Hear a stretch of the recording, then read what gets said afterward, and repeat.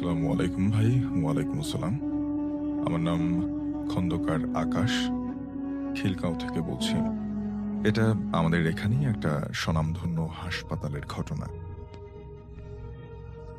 ২০১৮ সালের ২৮শে ফেব্রুয়ারি আমার বড় মামার ছোট ছেলে সকাল জন্মগ্রহণ করে। ঘটনা ওই হাসপাতালকে কেন্দ্র করে। সিজারের পরে মামিকে যে কেবিনে রাখা হয়, ওটা রাস্তার পাশে থাকায় মামি এবং সকালের একটু বেশি সমস্যা হতো। কারণ ২৪ ঘন্টাই ওখানে যানজটের আওয়াজ। তাই আমার বাসার সবার অনুমতি থেকেই ওই কেবিন পরিবর্তন করে আমাদের হাসপাতালের ভেতরে একটা নতুন কেবিনে নেওয়া হয়। ঘটনার শুরু ওখান থেকেই। বলে রাখা ভালো যে ওই কেবিনের পেছনের দিকেই রয়েছে একটা অজ্ঞাত লাশের ঘর, যার মধ্যে পুলিশ বা অন্যান্যরা পরিচয়হীন লাশ রাখে। অর্থাৎ আমরা আঞ্জুমানে মফিদুলের কথা জানি যে অজ্ঞাত লাশগুলো, নাম পরিচয়হীন যে লাশগুলো থাকে, সেটা যেখানে রাখা হয়, যে সংস্থার মাধ্যমে সৎকার করা হয়, সেরকমই একটা জায়গা হয়তো, যা থাকে অনেক অনেক দিন। ১লা মার্চ ওই দিন রাতে আমার আম্মু ও মামি হাসপাতালে ছিলেন। তারা, আম্মু আর মামির সম্পর্ক অনেক ভালো বলে এদের আড্ডা দিতে দিতে অনেক রাত পর্যন্ত জেগে থাকে। তখন আম্মু ও মামি হঠাৎ করেই খুব অদ্ভুত এবং ভয়ঙ্কর বাজে গন্ধ অনুভব করে। তারা মনে করে যে হাসপাতালে তো এমন গন্ধ আসতেই পারে, কিন্তু এরপরেই হঠাৎ করেই তারা বাথরুমের মধ্যে কোনো মানুষের হাঁটার আওয়াজ পায়। অর্থাৎ যেহেতু কেবিনের বাথরুম, সেহেতু অন্যান্য রোগীদের আসার কোনো সম্ভাবনাই নেই। সেটা একদম সেপারেট একটা রুমের সাথে একটা বাথরুম। দুইজনেই খুব অবাক হয়ে দুজনের দিকে তাকায়। আম্মু মামিকে কিছু না বলেই সরাসরি বাথরুমের মধ্যে গিয়ে লাইট জ্বালিয়ে দেখে কি অদ্ভুত, সব ঠিকঠাক। এরপরে ওই দিন আর কোনো কিছু হয়নি। সকালে মামা নাস্তা নিয়ে আসার পরে আম্মু এবং মামি রাতের সব ঘটনা মামাকে খুলে বলে। কিন্তু বড় মামা মজা নেয় আর বলে যে সামনে একটা নতুন বাসার কাজ চলছে, হয়তো ওখান থেকে আওয়াজ হয়েছে। এবং আরো বলল যে ওখানে নাকি রাতেও কাজ করে, তাই এমন বিকট শব্দ শোনা যায়। বাসার সবাই এই কথা শুনে মজা নেয়। অর্থাৎ তারা যে একটা অদ্ভুত অভিজ্ঞতার মধ্য দিয়ে গেছেন, একটা অদ্ভুত অনুভূতি পেয়েছেন, সেটা সবার কাছে মজার একটা ব্যাপার ছিল। তো ওই দিন রাতে আমার আম্মু আর আমার মামির সাথে আমার ছোট খালাও থাকতে আসে। অর্থাৎ তিনিও হাসপাতালে থাকতে এলেন। এবার প্রথম রাতের দিন রাতের মতো সবকিছু ঠিকঠাক হলেও হঠাৎ করেই সবাই দেখতে পেল জানালাটা অনেক জোরে আওয়াজ করে খুলে গেল। তিনজনই একটু ভয় পেয়ে গেল। আমার ছোট ভাই আমার আম্মুর কোলে ছিল, অপর দিকের বিছানায়। জানালা খুলতেই আমার মামির চোখ আটকে গেল। সে দেখল একজন লাল রঙের চাদর গায়ে এবং লাল ধুতি পরনের এরকম একজন লোক মামির দিকে তাকিয়ে হাসতে হাসতে ওই জানলার ওখান থেকে ভেদ করে চলে আসলো এবং এসে সে মামির বুকের উপরে বসে গলা টিপে ধরল। এদিকে আম্মু আর আমার ছোট খালা মামিকে ডাকাডাকি করছে। সকালে খাওয়ানোর জন্য মামি সবকিছু শুনতে পাচ্ছে, কিন্তু সে কোনো কথা বলতে পারছে না। সে মনে মনে আয়াতুল কুরসি পড়ছে, কিন্তু সেটাও পড়তে পারছে না। ঠিক এমন সময় আমার ছোট খালা মামির কাছে গিয়ে তাকে ধরে ধাক্কা দেয় এবং বলে, কি হয়েছে, কোন দুনিয়ায় আছো, এতটা কি শোনো না কেন? মামি তখন কথা বলার অবস্থায়ও নেই। তখন মামি খালাকে ইশারায় পানি চাইল। এরপরে মামি কিছু বলার আগেই সবাই আবার সেই কালকের মতো বাথরুমের মধ্যে হেঁটে যাওয়া পায়ের আওয়াজ শুনল এবং খুব জোরে জোরে আসছিল। মনে হচ্ছিল যে প্রচন্ড রাগে কেউ খুব দ্রুত হাঁটছে, ঠিক তেমন একটা শব্দ হচ্ছিল। আমার ছোট খালা সহ সবাই অসম্ভব ভয় পেয়ে গেল। এবার বাথরুমের মধ্যে শুধু হাঁটা না, কল থেকে অনবরত পানি পড়ার শব্দ আসছে। তখন মামি তার সাথে ঘটে যাওয়া ঘটনার কথা আম্মুকে বলে।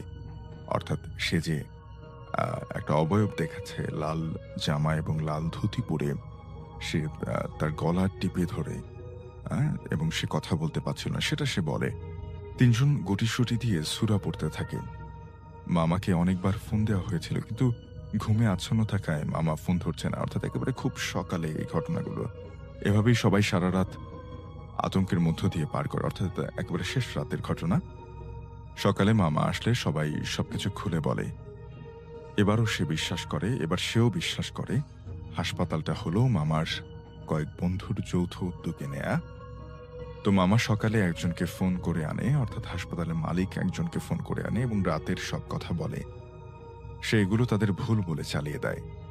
যদিও মামিকে ওই দিন বাসায় আনবে, তাই কোনো কথা মামা আর বাড়ায়নি।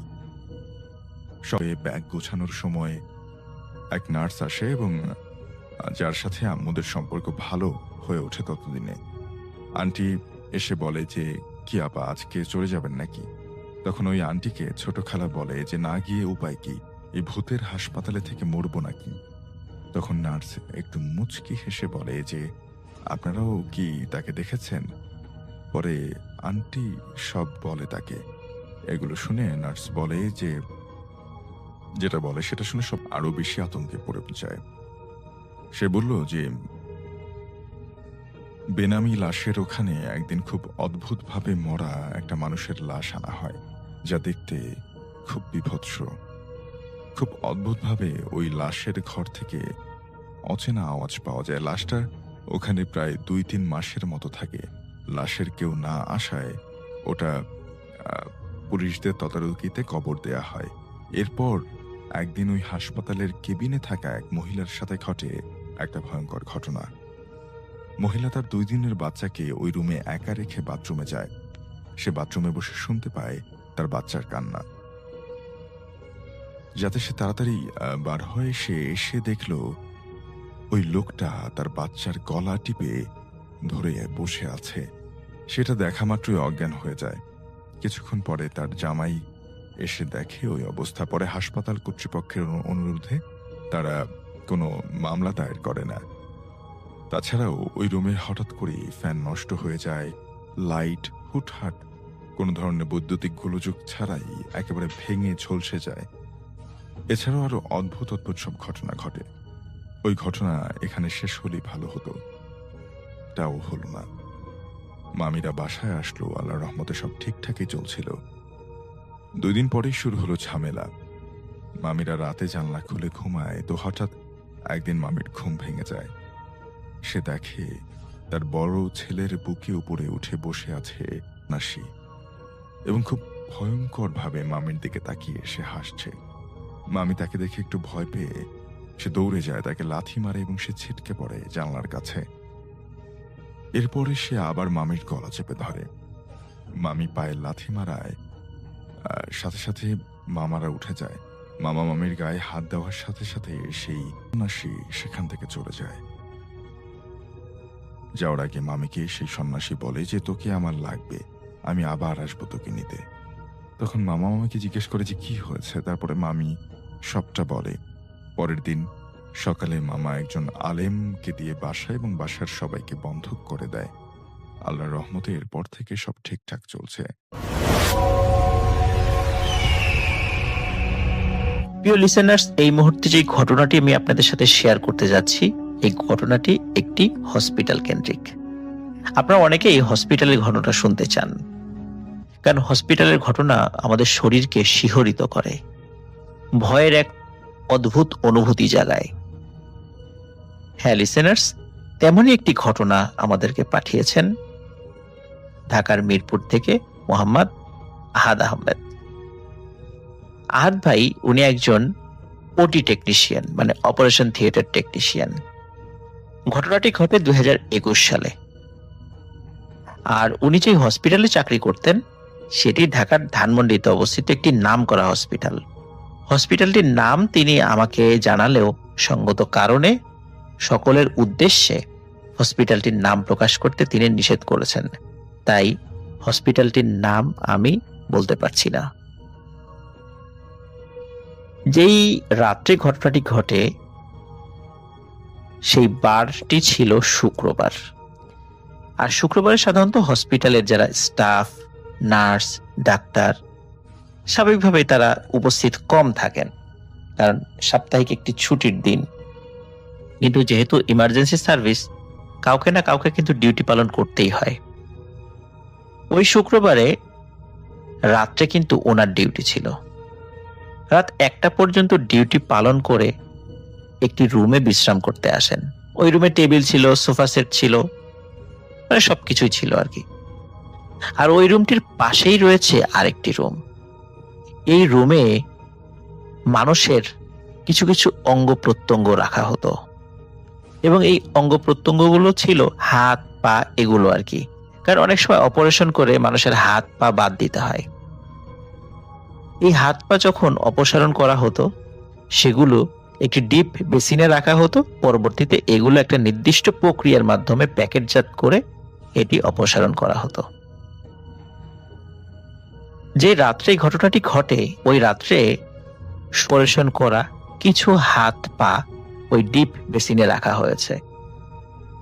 তিনি যদিও সেটা জানতেন, তিনি তার পাশের রুমে ছিলেন।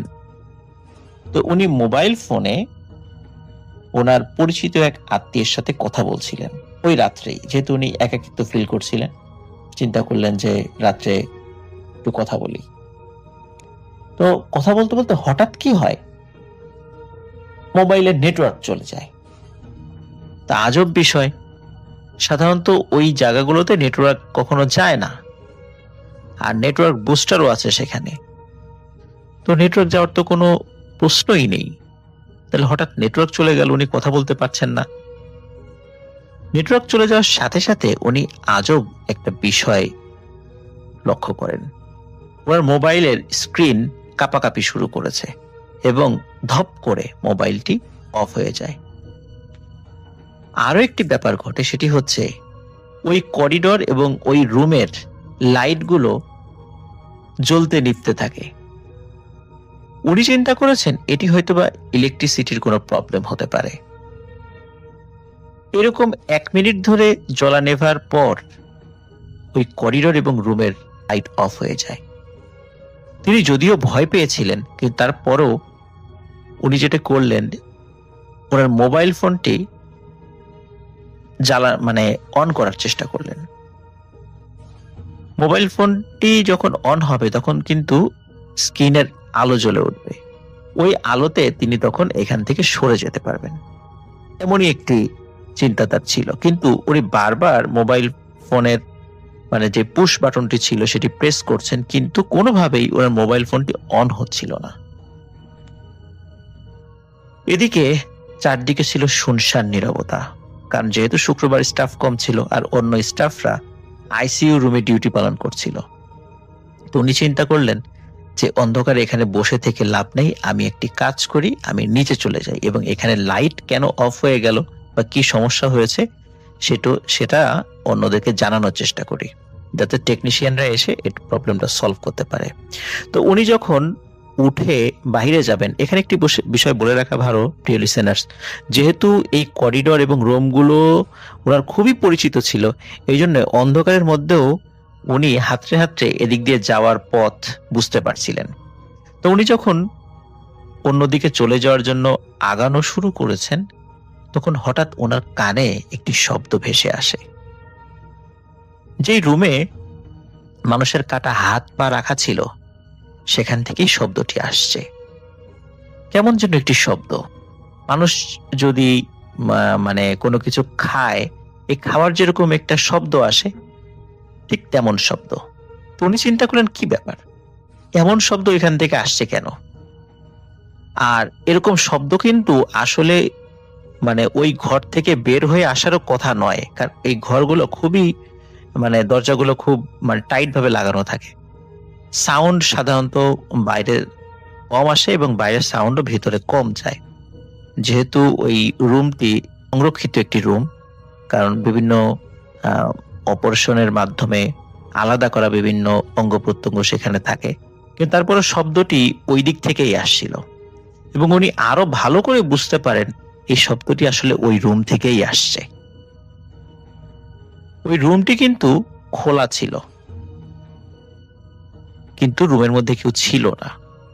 উনি চিন্তা করলেন যে শব্দটি কোথা থেকে আসছে, শব্দটির উৎস এটি আমার নিশ্চিত হতে হবে। উনি যখন নিশ্চিত হলেন তারপর উনি সিদ্ধান্ত নিলেন ওই রুমের মধ্যে তিনি প্রবেশ করবেন, কিন্তু আলো তো নেই, উনি কিভাবে সেখানে প্রবেশ করবেন? তারপরও যেহেতু রুমগুলো সব ওনার পরিচিত ছিল, উনি হাতড়ে হাতড়ে ওই রুমের মধ্যে প্রবেশ করেন। রুমে প্রবেশ করার সাথে সাথে তখন তার মনে হয় যে এখন তো আর সেই শব্দ ঠিক অমনটা নেই, এখন মনে হচ্ছে কেউ মটমট করে হাড় খেলে যেরকম শব্দ হয়, মানে হাড় ভাঙার যে শব্দ হয়, ঠিক তেমন শব্দ হচ্ছে। তিনি প্রচন্ড ভয় পাচ্ছিলেন, কিন্তু আসলে ওনার মাথার মধ্যে এটা আসছিল না যে এরকম শব্দ কেন আসছে, কোনো প্রবলেম হলো কিনা।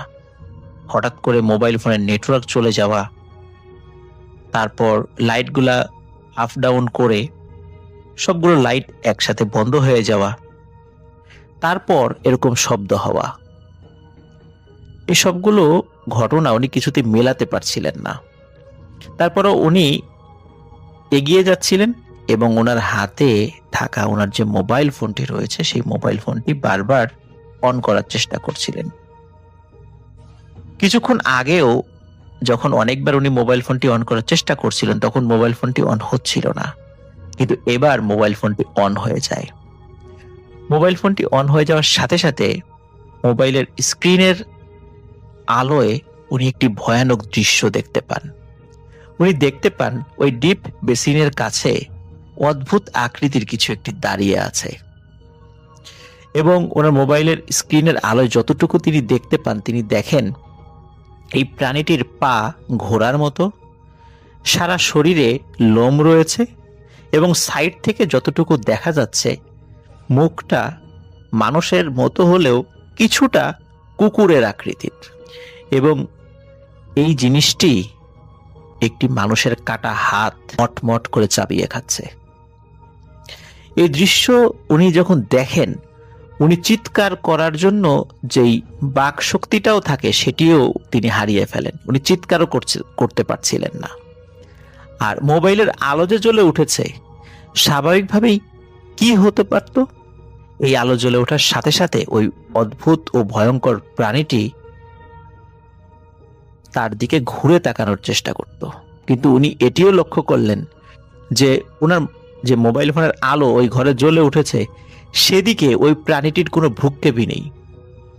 সে তার দিকে তাকালোও না, সে তার কাজ চালিয়ে যাচ্ছে। কিন্তু তিনি তো মারাত্মক ভয় পেয়েছেন। তিনি এখন কি করবেন? আয়াতুল কুরসি পড়তে থাকলেন। এদিকে একটা বিষয় বলে রাখা ভালো, যখন তিনি দৃশ্য দেখেছেন তিনি ওইখান থেকে এক চুলো নড়তে পারছিলেন না। মনে হচ্ছে তার পায়ের কোনো কোনো অনুভূতি শক্তি নেই। তিনি যখন আয়াতুল কুরসি পড়া শুরু করেন, আয়াতুল কুরসি যখন অর্ধেক পড়া হয়ে গেছে তখন ওনার পায়ের শক্তি ফিরে আসে। তিনি সেখান থেকে দ্রুত বের হয়ে যান। বের হয়ে মোবাইলের স্ক্রিনের আলোতেই দৌড়ে উনি নিচে চলে যান। সেখানে কিন্তু ইলেকট্রিসিটি ছিল, শুধু ওই করিডোর এবং রুমেই ছিল না। সেখানে গিয়ে উনি কাউকে তেমন কিছু বলেননি, কিন্তু অন্য কয়েকজন স্টাফকে বলেন চলেন তো উপরে যাই, উপরে হঠাৎ বিদ্যুৎ বন্ধ হয়ে গেছে, কিছু শব্দ শুনলাম মনে হয়, গিয়ে দেখে আসি কি হয়েছে। তো ওনার সাথে কয়েকজন স্টাফ আসেন।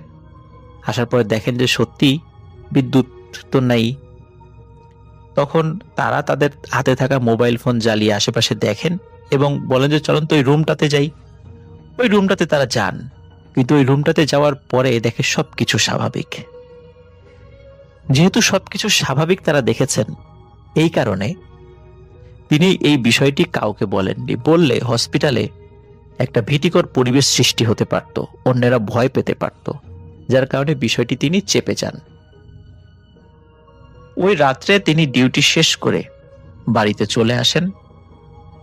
পরের দিন থেকে ওনার ভীষণ জ্বর হয়, প্রায় সপ্তাহখানেক এই জ্বর স্থায়ী হয়। এরপরে তিনি আস্তে আস্তে সুস্থ হন, কিন্তু সুস্থ হওয়ার পর তিনি ওই হসপিটালের আর কোনো ডিউটিতে ফেরত যাননি। তিনি চাকরিটি ছেড়ে দেন। চাকরিটি ছেড়ে দিয়ে তিনি অন্য একটি কাজে ঢুকে যান। প্রিয় লিসেনার্স, আসলে হসপিটাল কেন্দ্রিক এরকম অনেক ঘটনাই ঘটে থাকে। কখনো সেটা প্রকাশিত হয়, কখনো সেটা প্রকাশিত হয় না। তবে এখানে একটি বিষয় বলে রাখা ভালো, যে উনি যেই মানুষের হাত খাওয়ার দৃশ্য দেখতে পেয়েছিলেন এবং উনি ফেরত আসার পরেও উনি দেখতে পেয়েছিলেন যে সবকিছু স্বাভাবিক। এটা কিভাবে সম্ভব হলো? একটি হাত খেয়ে ফেলছিল, সেটা তো ক্ষত বিক্ষত অবস্থায় হয় পড়ে থাকার কথা, বা সেখানে কোনো চিহ্ন থাকার কথা, কোনো রক্তর ফোঁটা পড়েছে বা এরকম কিছু হতে পারে, বা হাত যেটা খেয়ে ফেলেছে সেটা তো সেখানে থাকার কথাও না, কিন্তু তাহলে সবকিছু স্বাভাবিক থাকলো কিভাবে? এখানে একটি বিষয়, সেটি হচ্ছে জিনেরা স্বাভাবিকভাবে যদি কোনো কিছু খায়, বা ধরেন যে হাড় জাতীয় কোনো জিনিস যদি খায়, তো ওরা ওটা খাওয়ার পর সেটি কিন্তু আমরা অনেক সময় সেটা অবিকৃত অবস্থায় দেখতে পাই, কিন্তু আসলে তারা সেটা খেয়ে চলে গেছে। এটির বিস্তারিত ব্যাখ্যা রয়েছে, সেই ব্যাখ্যায় আসলে আমি এখন যেতে পারবো না। যেমন একটা কথা আমি বলি, সেটা হচ্ছে যে জিনেদের যে খাবার, অন্যতম একটি খাবার হচ্ছে হাড়। যখন জিনেরা মানুষের উচ্ছিষ্ট বা কোনো প্রাণীর উচ্ছিষ্ট হাড়ের উপর হাত দেয়, তখন ওই হাড়ের উপর মাংস গজিয়ে যায় এবং সেই মাংস তারা খেতে পারে। কিন্তু এই মাংস কিন্তু একবারই গজায়, পরবর্তীতে যদি অন্য কোনো জিন এসে ওই হাড়ের উপর হাত দেয় তাহলে কিন্তু আর মাংস গজাবে না। কিন্তু আমরা কি দেখি প্রিয় লিসেনার? সকালে উঠে দেখি যে হাড়টি আমরা খেয়ে রেখেছিলাম, সেই হাড়টি তো সেভাবেই রয়েছে। সেখানে কি আমরা দেখে বুঝতে পারি যে এখানে এই ধরনের কোনো ঘটনা ঘটেছে বা ঘটতে পারে বা ঘটার কোনো চিহ্ন আছে? আমরা কিছুই দেখি না। হতে পারে এমনই কিছু। তো এটার ব্যাখ্যা আসলে নির্দিষ্টভাবে দেয়া মুশকিল, যে কেন সেই হাতটি অবিকৃতই রয়ে গেল। আপনারা জানলে জানাবেন।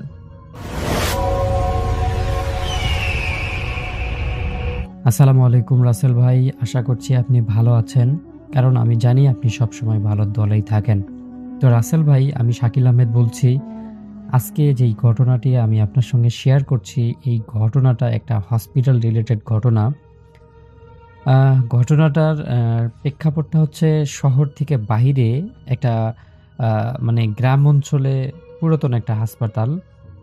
বহু বছর আগে সেখানে আগুন লেগে কয়েকজন রোগী মারা গিয়েছিল। তারপর থেকে সেই হাসপাতালটার পুরনো যে ৩ তলা আছে, যেই ৩ তলার মানে ওই কয়েকজন রোগী মারা গিয়েছিল, সেই ৩ তলাটা একদম বন্ধ করে দেওয়া হয়। তো এটা হচ্ছে হাসপাতালের প্রেক্ষাপট। আর এই হাসপাতালেই নতুন ইন্টার্ন করার জন্য আমার একটা বন্ধু সেখানে যোগদান করেন। তো আমি রাসেল ভাই একটু বলে রাখি যে আমার এই যে বন্ধু রায়হান আছে, নতুন ডক্টর, সে মানে অনেক আগে থেকে একটু ভীতু টাইপের আর কি। সে আসলে রাতে কোনোভাবেই সে হসপিটালের মধ্যে যায় না। যদিও তার এই সমস্যাগুলো একটু একটু সমাধান হচ্ছে, কিন্তু সে এই যে পুরাতন শহরের বাহিরের একটা হসপিটালে মানে যোগদান করার পর সেদিন তার ছিল প্রথম নাইট ডিউটি। সে মানে এমনিতেই নতুন, তার উপর আবার নতুন জায়গা, সব কিছু মিলে তার কাছে একটা চ্যালেঞ্জিং রাত হিসেবে সে গ্রহণ করে। কারণ সে এখন জানে যে তাকে রাতেই ডিউটি করতে হবে, সে ডাক্তার, তাকে এই সমস্ত কিছু ফেস করতে হবে। যাই হোক, সেই দিন মানে সেই রাতের হসপিটালটা একদম মানে এত নিস্তব্ধতা যে সে মানে তার কাছে লাগতেছে আর কি। সে মানে কোথাও কোথাও শুধুমাত্র মানে ঘড়ির শব্দ ছাড়া আর কোনো কিছুই তার কানে আসতেছে না। ঠিক একটা মানে মনে হচ্ছে তার কাছে একটা শুনশান জায়গায় সে বসে আছে আর কি। সে তার মতো ডিউটি করতেছে, বসে আছে তার কেবিনে। তো একটা সময় সে আর কি তার চোখ লেগে আসতেছিল। রাত অনেক হয়ে গেছে, ঘুম, ঘুম একটা ভাব আসতেছিল। ঠিক তখনই রাত ২টা বেজে ১৭ মিনিটে একটা এমার্জেন্সি ফোন বেজে ওঠে। ফোনটা এরকম যে যেই ৩ তলাটা বদ্ধ করে রাখা হয়েছে, সেই ৩ তলাটা থেকেই ফোন আসছে যে ৩ তলায় একজন রোগী একদম খুবই অবস্থা খারাপ, মুমূর্ষু অবস্থায় মারা যাচ্ছে, এরকম অবস্থা, আপনি তাড়াতাড়ি আসুন। তো এই আমার বন্ধু রায়হান সে বেশ খানিকটু অবাক হয়ে যায়। কারণ সে জানতো যে এই হসপিটালের ৩ তলাটা বহু বছর ধরেই বদ্ধ হয়ে আছে। তাহলে ৩ তলা থেকে ফোন আসে কিভাবে? এটা কি কেউ আমার সঙ্গে মজা করছে নাকি? মানে সে একটু ভয় পায়, এটা হয়তো কেউ জেনে তার সঙ্গে মজা করছে নাকি, সেটাই আরকি তিনি মানে ভাবতেছেন আরকি ১ম এ। কিন্তু তার কয়েক সেকেন্ড পর আবারও সেই একই জায়গা থেকে ফোন আসে। এবার ফোনের ওপাশ থেকে একটা মেয়ে কান্না করে বসতেছে। মানে এত জোরে কান্না করতেছে আর বলতেছে, "ডাক্তার, ওরা আবার এসেছে। আপনি একটু আমাকে হেল্প করেন।" এরকম মানে কান্না সুরে বলতেছে। হাসপাতালের মানে অন্য স্টাফদের জিজ্ঞাসা করতেই সবাই একদম চুপচাপ হয়ে যায়। আমার বন্ধু যখন মানে কাউকে জিজ্ঞাসা করে তখন সবাই একদম এত বেশি মানে চুপচাপ হয়ে যায় এবং আমার বন্ধুর দিকে এমনভাবে তাকায় যে মানে কি একটা না কি হয়ে গেছে। তারপর সে জিজ্ঞাসা করতে একজন বৃদ্ধ ওয়ার্ড বয় মানে তাকে বলে, আমার বন্ধু যে রায়হান আছে ডক্টর, তাকে বলে, "স্যার, রাত ২টার পর ওই ৩ তলার কোনো ফোন রিসিভও করবেন না, ভুল করে সেখানে যাবেনও না।" মানে এমন একটা কথা শোনার পর রায়হান বেশ খানিকটা অবাক হয়ে যায় যে আসলে এখানে কাহিনীটা কি? ৩ তলা থেকে ফোন আসতেছে, আবার এরা যাইতেও নিষেধ করতেছে। তো সবকিছু মিলে তার কাছে বেশ খানিকটা রহস্যময় মনে হয়। তো সে এই সমস্ত কিছু কথা শুনে আবার সে তার কেবিনে চলে যায়। ঠিক তার আ ২-৩ মিনিট পর রাত ২টা বাজে ৩০ মিনিটে তাকে আবারও ফোন করা হয়। এবার কয়েকজন মিলে কান্না করতেছে। "স্যার, আমাদের বাঁচান স্যার। স্যার, আমাদের বাঁচান।" তখন আমার বন্ধু রায়হান, নতুন ডক্টর, অনেক বেশি সাহস করে তার হাতে একটা টর্চ নিয়ে সিঁড়ি বেয়ে উপরে উঠে চলে যায় সেই ৩ তলা মানে যেখান থেকে ফোন আসে সেইখানে।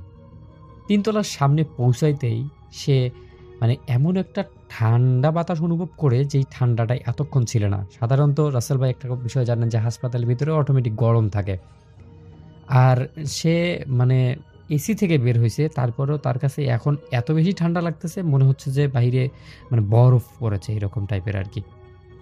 তারপর সে যেখান থেকে ফোন আসে ঠিক সেই জায়গাটায় গিয়ে দেখলো দরজার মধ্যে মোটা একটা তালা ঝুলছে। এত বেশি তালা মানে এত বড় একটা তালা যেই তালাটা আরকি অসম্ভব রকমের একটা অবস্থা। মানে সেখানে আর কেউ যায় না এবং সেখানে সিলগালা করে আছে যে এটা একদম চিরতরে বদ্ধ করে দেওয়া।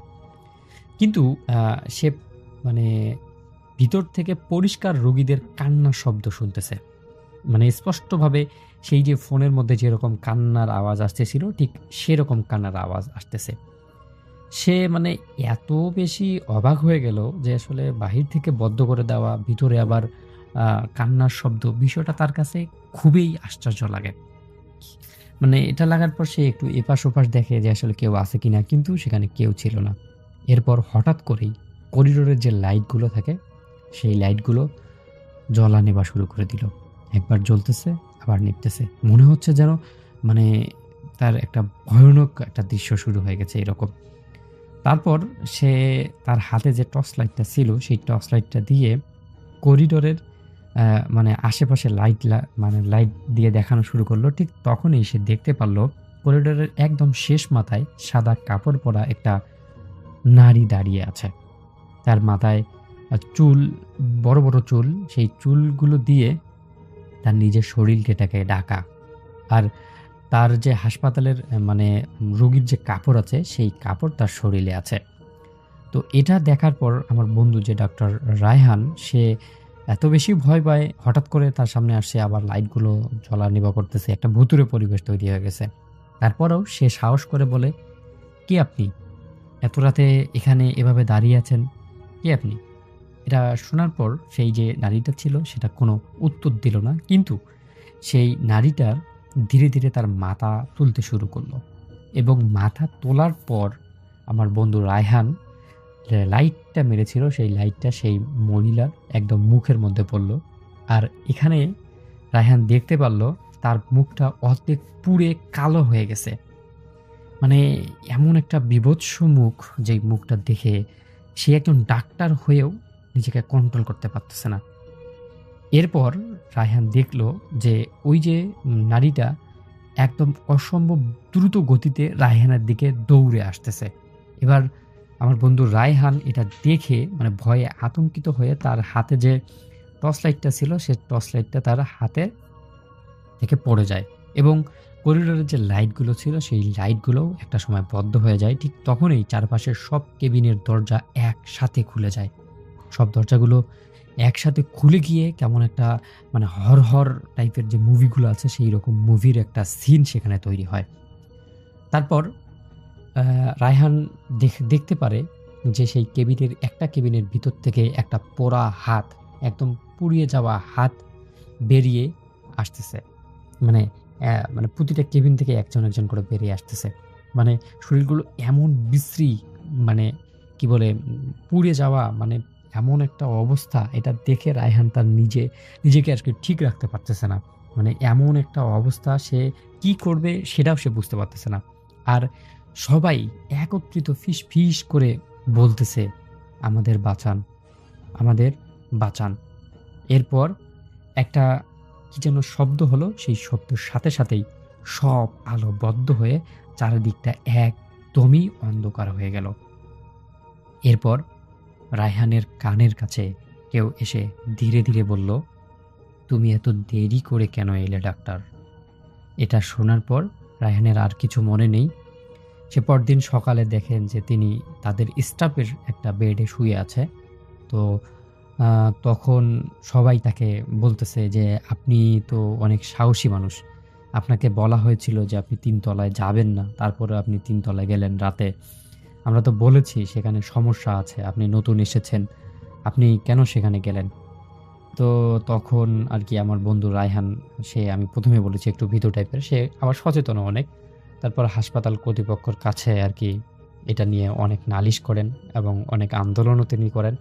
করার পর অবশেষে সেই যে আ হাসপাতালের ৩ নং যে তালাটা ছিল, সেই তালাটার পুনঃসংস্করণ হয় এবং সেখানে আবার মানে পুনরায় যে বার্ন যারা মানে পুড়ে যাওয়া রোগী তাদের চিকিৎসা করা হয়। তো রাসেল ভাই, এটাই ছিল ঘটনা। যদি ভালো লাগে তাহলে শেয়ার করবেন। ঢাকা শহরের একটা অংশ, আমি নাম বলতে চাচ্ছি না। যদিও মানে আপনারা জানেন যে আমি ভৌতিক কাহিনী ঢাকা শহরে কোনো পার্ট বললে কয়েকটা পার্ট মানুষের চলেই আসে। কেউ বলেন মোহাম্মদপুর, কেউ বলেন মিরপুর, কেউ বলেন পুরান ঢাকা। সো হতে পারে এরকমই কোনো একটা জায়গায়। যাই হোক, আজ থেকে ৩ বছর আগে সারার বিয়ে হয় এবং সারা তার শ্বশুর বাড়িতে যায়। তো শ্বশুরবাড়িতে যখন যায়, শ্বশুরবাড়ির পরিবেশ যথারীতি তার তিনি সে একজন নতুন বউ এবং এটা হচ্ছে আপনার সেটেলড ম্যারেজ, মানে ফ্যামিলি অ্যারেঞ্জ করে যে ম্যারেজটা হয়। সুতরাং তার পরিচিতি খুব একটা নেই সেই জায়গার সাথে, শ্বশুরবাড়ির সাথে খুব একটা পরিচিতি তার নেই এবং তার নিউ হাজবেন্ডের সাথেও পরিচিতি খুব একটা নেই। কাজ বিয়ের আগে তার সাথে মিট হয়েছে মাত্র ১ বার বা ২ বার। যাই হোক, তো ওই বাড়িতে যাওয়ার পরে প্রথম যখন যায়, তার স্বাভাবিক জীবন যখন শুরু করে সেখানে, তো ওখানে ওর শাশুড়ি ওকে বলে দেয় যে, বাবা তুমি একটা কাজ করবে না। কি করবে না? এখানে তুমি সন্ধ্যার সময় কখনো গোসল করতে যাবা না। সন্ধ্যার সময় গোসল করতে যাবা না। সন্ধ্যার সময় বাথরুমে গেলে কখনো, একটা জিনিস আমি তোমাকে বলে দিই যে আমি মুরব্বী হিসাবে, তুমি গান গাইবে না বাথরুমে বসে। বাথরুমে বসে গান গাইবে না, সন্ধ্যার সময় গোসল করতে যাবে না। আর আমাদের যে ছাদটা আছে, এই ছাদটাতে সাধারণত চেষ্টা করবা না উঠতে। তো বলে, আম্মু কেন? এটার মানে কি কোনো একটা ব্যাপার আছে এখানে? কেন কোনো সমস্যা আছে ছাদে? মানে কি ব্যাপার? তো বলে যে, না বাবা আমি না করেছি, তুমি যাবে না। আর বাসাটা অনেক বড়, তোর বাড়ি ছিল বিশাল বড়, লাইক প্রায় ৩,০০০ স্কোয়ার ফিটের উপরে একটা বিশাল জায়গা। তো বলে যে পেছনের দিকে যে বারান্দা আছে, বারান্দার পেছনে কিছু গাছগাছালি আছে। তো ওই যেই গাছগাছালি আলা যে বারান্দাটা, ওখানে যে দাঁড়াবা না। তো শাশুড়ি এগুলো তাকে বলে এবং সে বলে কি ব্যাপার, সে জিজ্ঞেসও করতে আসলে বলে, আম্মু কোনো প্রবলেম? বলে যে না বাবা, তোমাকে না করছে, তুমি যেও না বাবা। তো সারা এগুলো শুনে এবং সে মানে খুব কিউরিয়াস হয়ে ওঠে ব্যাপারটা কি আসলে। তো যাই হোক, তো ওখানে তাদের বাড়িতে যিনি আর কি কাজ করতেন, একটা ভদ্রমহিলা ছিল। ভদ্রমহিলা মানে একজন বাসার একজন গভর্নেন্স টাইপের, সে বেশ বয়স্ক। সারা তাকে জিজ্ঞেস করে কিচেনে বিকালবেলা চা খেতে যে তাকে ডাকতো আর কি, যে খালা ডাকতো আর কি, যে খালা এই বাসায় আমাকে নিষেধ করলো, আম্মা যে ছাদে যেতে না, তারপরে এরকম পিছনের বারান্দায় যেতে না, হ্যাঁ এগুলো কারণটা কি? তখন বলে যে কত কিছু দেখা যায় এখানে, কত কিছু আছে, আপনি যান না, বাসা অনেক পুরানো তো, এখানে অনেক কিছু আছে, যান না। তো বলে কি আছে? বলে আছে, আপনি ভয় পাইবেন শুনলে। তো সে বলে যে না আমি ভয় পাবো না, তো আপনি বলেন আমাকে। তো তিনি অনেক করতে তারপর চাপাচাপি করতে বলে এই বাসায় বাতাস আছে। বাতাস আছে মানে বলে যে অনেক কিছু এখানে অনেক কিছু শোনা যায়, আপনি যান না, এগুলো আপনার না করছে, আপনি যান না, আর দোয়া পড়ে থাকেন বাসায়, রাত্রেবেলা দোয়া পড়ে। তো সারা জিনিসটা শুনে এবং সে যথারীতি রাতের বেলা তার হাজব্যান্ড যখন আসে অফিস থেকে, হাজব্যান্ডের সাথে কথা বলে যে আসলে আজকে আম্মু আমাকে এরকম বললো যে এই জায়গায় যেতে না, তো তুমি কি বলো এটা কি, এটার পিছনে কি, এবং আমি শুনেছি যেখানে নাকি কি বাতাস আছে। তো হাজব্যান্ড শুনে ফার্স্টে একটু হাসে, তার সাথে বলে আর এগুলো কিছু না, এগুলো কিছু না, এগুলো নিয়ে চিন্তা করো না। তাই বলে হাজব্যান্ড খুব রাগ করে ঘর থেকে বলে যে তুমি একটু থাকো, বলে বোঝা যায় সে বুঝে তার হাজব্যান্ড খুব রাগ করছে। সে বের হয়ে যায়, সে ওই খালাকে খুব বকাবকি করে বসে যায়। এইটা পাশে শুনে সে হাজব্যান্ড আসার পর বলে দেখো আমি তোমার কাছ থেকে রেসপেক্ট করি নাই, যে তুমি কেন আমার কাছ থেকে একটা কথা শুনে একজনের উপর রাগারাগি করলে।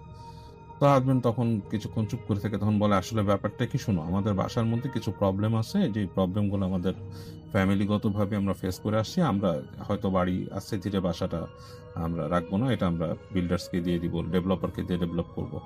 সো আমি চাই না এই ধরনের কথাতে তুমি ভয় পাও বা সামথিং হোক। তো যাই হোক, ওর হাজবেন্ডের কাছে শুনে কি প্রবলেম আছে, হাজবেন্ড বলে না তুমি তোমাকে আম্মু যেভাবে বলছে তুমি সেটাই ফলো করবা, তোমার এত জানার দরকার নেই, আর এইসব জিনিস আমি খুব একটা বিশ্বাস করি না, এটা আমাদের ফ্যামিলির কথা। তো সুতরাং তুমি এসব নিয়ে চিন্তা করো না, এবং আমাদের বাসা যখন আমরা ডেভেলপারকে দিয়ে দিব শুন, তো আমরা তো এমনি থাকবো না বাসায়, তো তুমি এগুলো নিয়ে করো না, আম্মা যেটা বলছো এটা ফলো করো, কারণ আম্মা মুরব্বী মানুষ, উনি চায় যে তুমি এগুলো না করো। যাই হোক, হাজবেন্ডের কথায় ও খুব একটা স্যাটিসফাইড হতে পারে না। যেটা হয় যে সারা রাতের বেলা ঘুমায়, তো ওই দিন ঘুমায় যায়, তার ওই দিন কিছুই হয় না আসলে। এরপরে যেটা হয় যে আরেকদিন সে এরকম ঘুমিয়ে আছে, তো ঘুমটা হঠাৎ করে ভেঙে যায় রাতের বেলা। তো যখন ঘুমে যায়, ঘুম ভাঙার পর কিছুক্ষণ সে চিন্তা করে যে হঠাৎ ঘুমটা কেমন করে জানি ভাঙে, মানে ঘুমটা ঠিক স্বাভাবিক ভাঙে না আর কি, মানুষের স্বাভাবিকভাবে যে ঘুম ভাঙে সেরকম না। ওর কাছে মনে হয় কিছু একটা ভয় দেখাইছে, মানে কিছু একটা দুঃস্বপ্ন দেখে সে ঘুম থেকে উঠছে। এখন যখন ঘুম থেকে উঠে তাকায়, ওর কাছে মনে হয় যে কেমন যে চারিপাশে রুমটা খা খা খা খা করতেছে, মানে প্রচন্ড নিস্তব্ধ রুমটা, মানে চুপ করে থাকে। হঠাৎ করে দূর থেকে শুনতে পায় যে ওই গাড়ি একটা চলে গেল রাস্তা দিয়ে, বাসার থেকে কাছেই ছিল রাস্তা আর কি, মেন রাস্তাটা, কিন্তু মানে এরকম একটা শুনে, তো শুনে ও উঠে বসে, বিছানায় উঠে বসে চিন্তা করে যে আমি একটু এসে যাই, ফ্রেশ রুমে যায়, বা ফ্রেশ রুমে যায়, ও মুখ টুক ধোয়ে পানি দেয়, পানি টানি দিয়ে সে যখন আবার আসে, এসে খাটে শুতে যায়, ওর কাছে মনে হয় যে ওই ওদের যে গেটটা আছে, মেন যে রুমের গেটটা, ওই গেটের কাছে ঠিক ওই যে নিচে যে আলো থাকে, মানে আপনারা দেখবেন যে দরজার মধ্যে আমরা দরজা যদি লাগাই রাতের বেলা, এবং যদি ওই পাশে, ঠিক দরজার ওই পাশে আলো জ্বলে ডাইনিং স্পেসে বা কিছু, দেখবেন যে দরজার নিচ দিয়ে কিন্তু আলো আসে। তো ওই পাশে ওর কাছে মনে হয় যে কেউ একজন দাঁড়িয়ে আছে, ঠিক লাইক মনে হয় মানুষের পায়ের ছাপ, মানে পায়ের ছাপ মানে একটা পা, এক জোড়া পা ওখানে আছে, কেউ একজন দাঁড়িয়ে আছে। ও ঘুমের মধ্যে বলে ওঠে কে কে কে এখানে কে, কোনো শব্দ নাই, কোনো উত্তর নাই, চুপচাপ। তখন এবার ও ভয় পেয়ে যায়, ওর শরীর কাঁপা শুরু করে। ও তখন একটু ব্যাক করে এসে তার খাটের দিকে আসে, এসে খাটের উপর বসে হাজব্যান্ডকে হাত দিয়ে ধাক্কা দেয়। তো হাজব্যান্ড লাফ দিয়ে উঠে, কি হয়েছে, ও বলে গেটের কাছে কে যেন দাঁড়ায় আছে। তো হাজব্যান্ড একটু তাকায় দেখে, আসলে ও নিজেও দেখে যে গেটের কাছে কিছুই নেই, আলো আছে, একদম সিম্পল আলো, লাইক দরজার নিচে নর্মালি আলো যদি আসতে থাকে, জাস্ট লাইক দ্যাট। তো হাজব্যান্ড বলে কি হয়েছে তোমার, তুমি কি বলছে, না আমি মনে হলো যে গেটের নিচে কেউ ছিল, গেটের সামনে কেউ দাঁড়ায় ছিল। হাজব্যান্ড বলে না কিচ্ছু না, তুমি ঘুমাচ্ছ, তুমি হয়তো ভুল স্বপ্ন দেখছো, আমি আগেই বলছি কেন তোমাকে আজে বাজে কথা বলে, এর জন্যই তোমার রাগ ওঠে। বলে হাজব্যান্ড বলে তুমি ঘুমাও, তো ওকে শোয়া দেয়, এবং ও শুতে পারে না, ও চুপ করে শুয়ে থাকে, অনেকক্ষণ চিন্তা করতে থাকে। এক সময় তার চোখ লেগে আসে।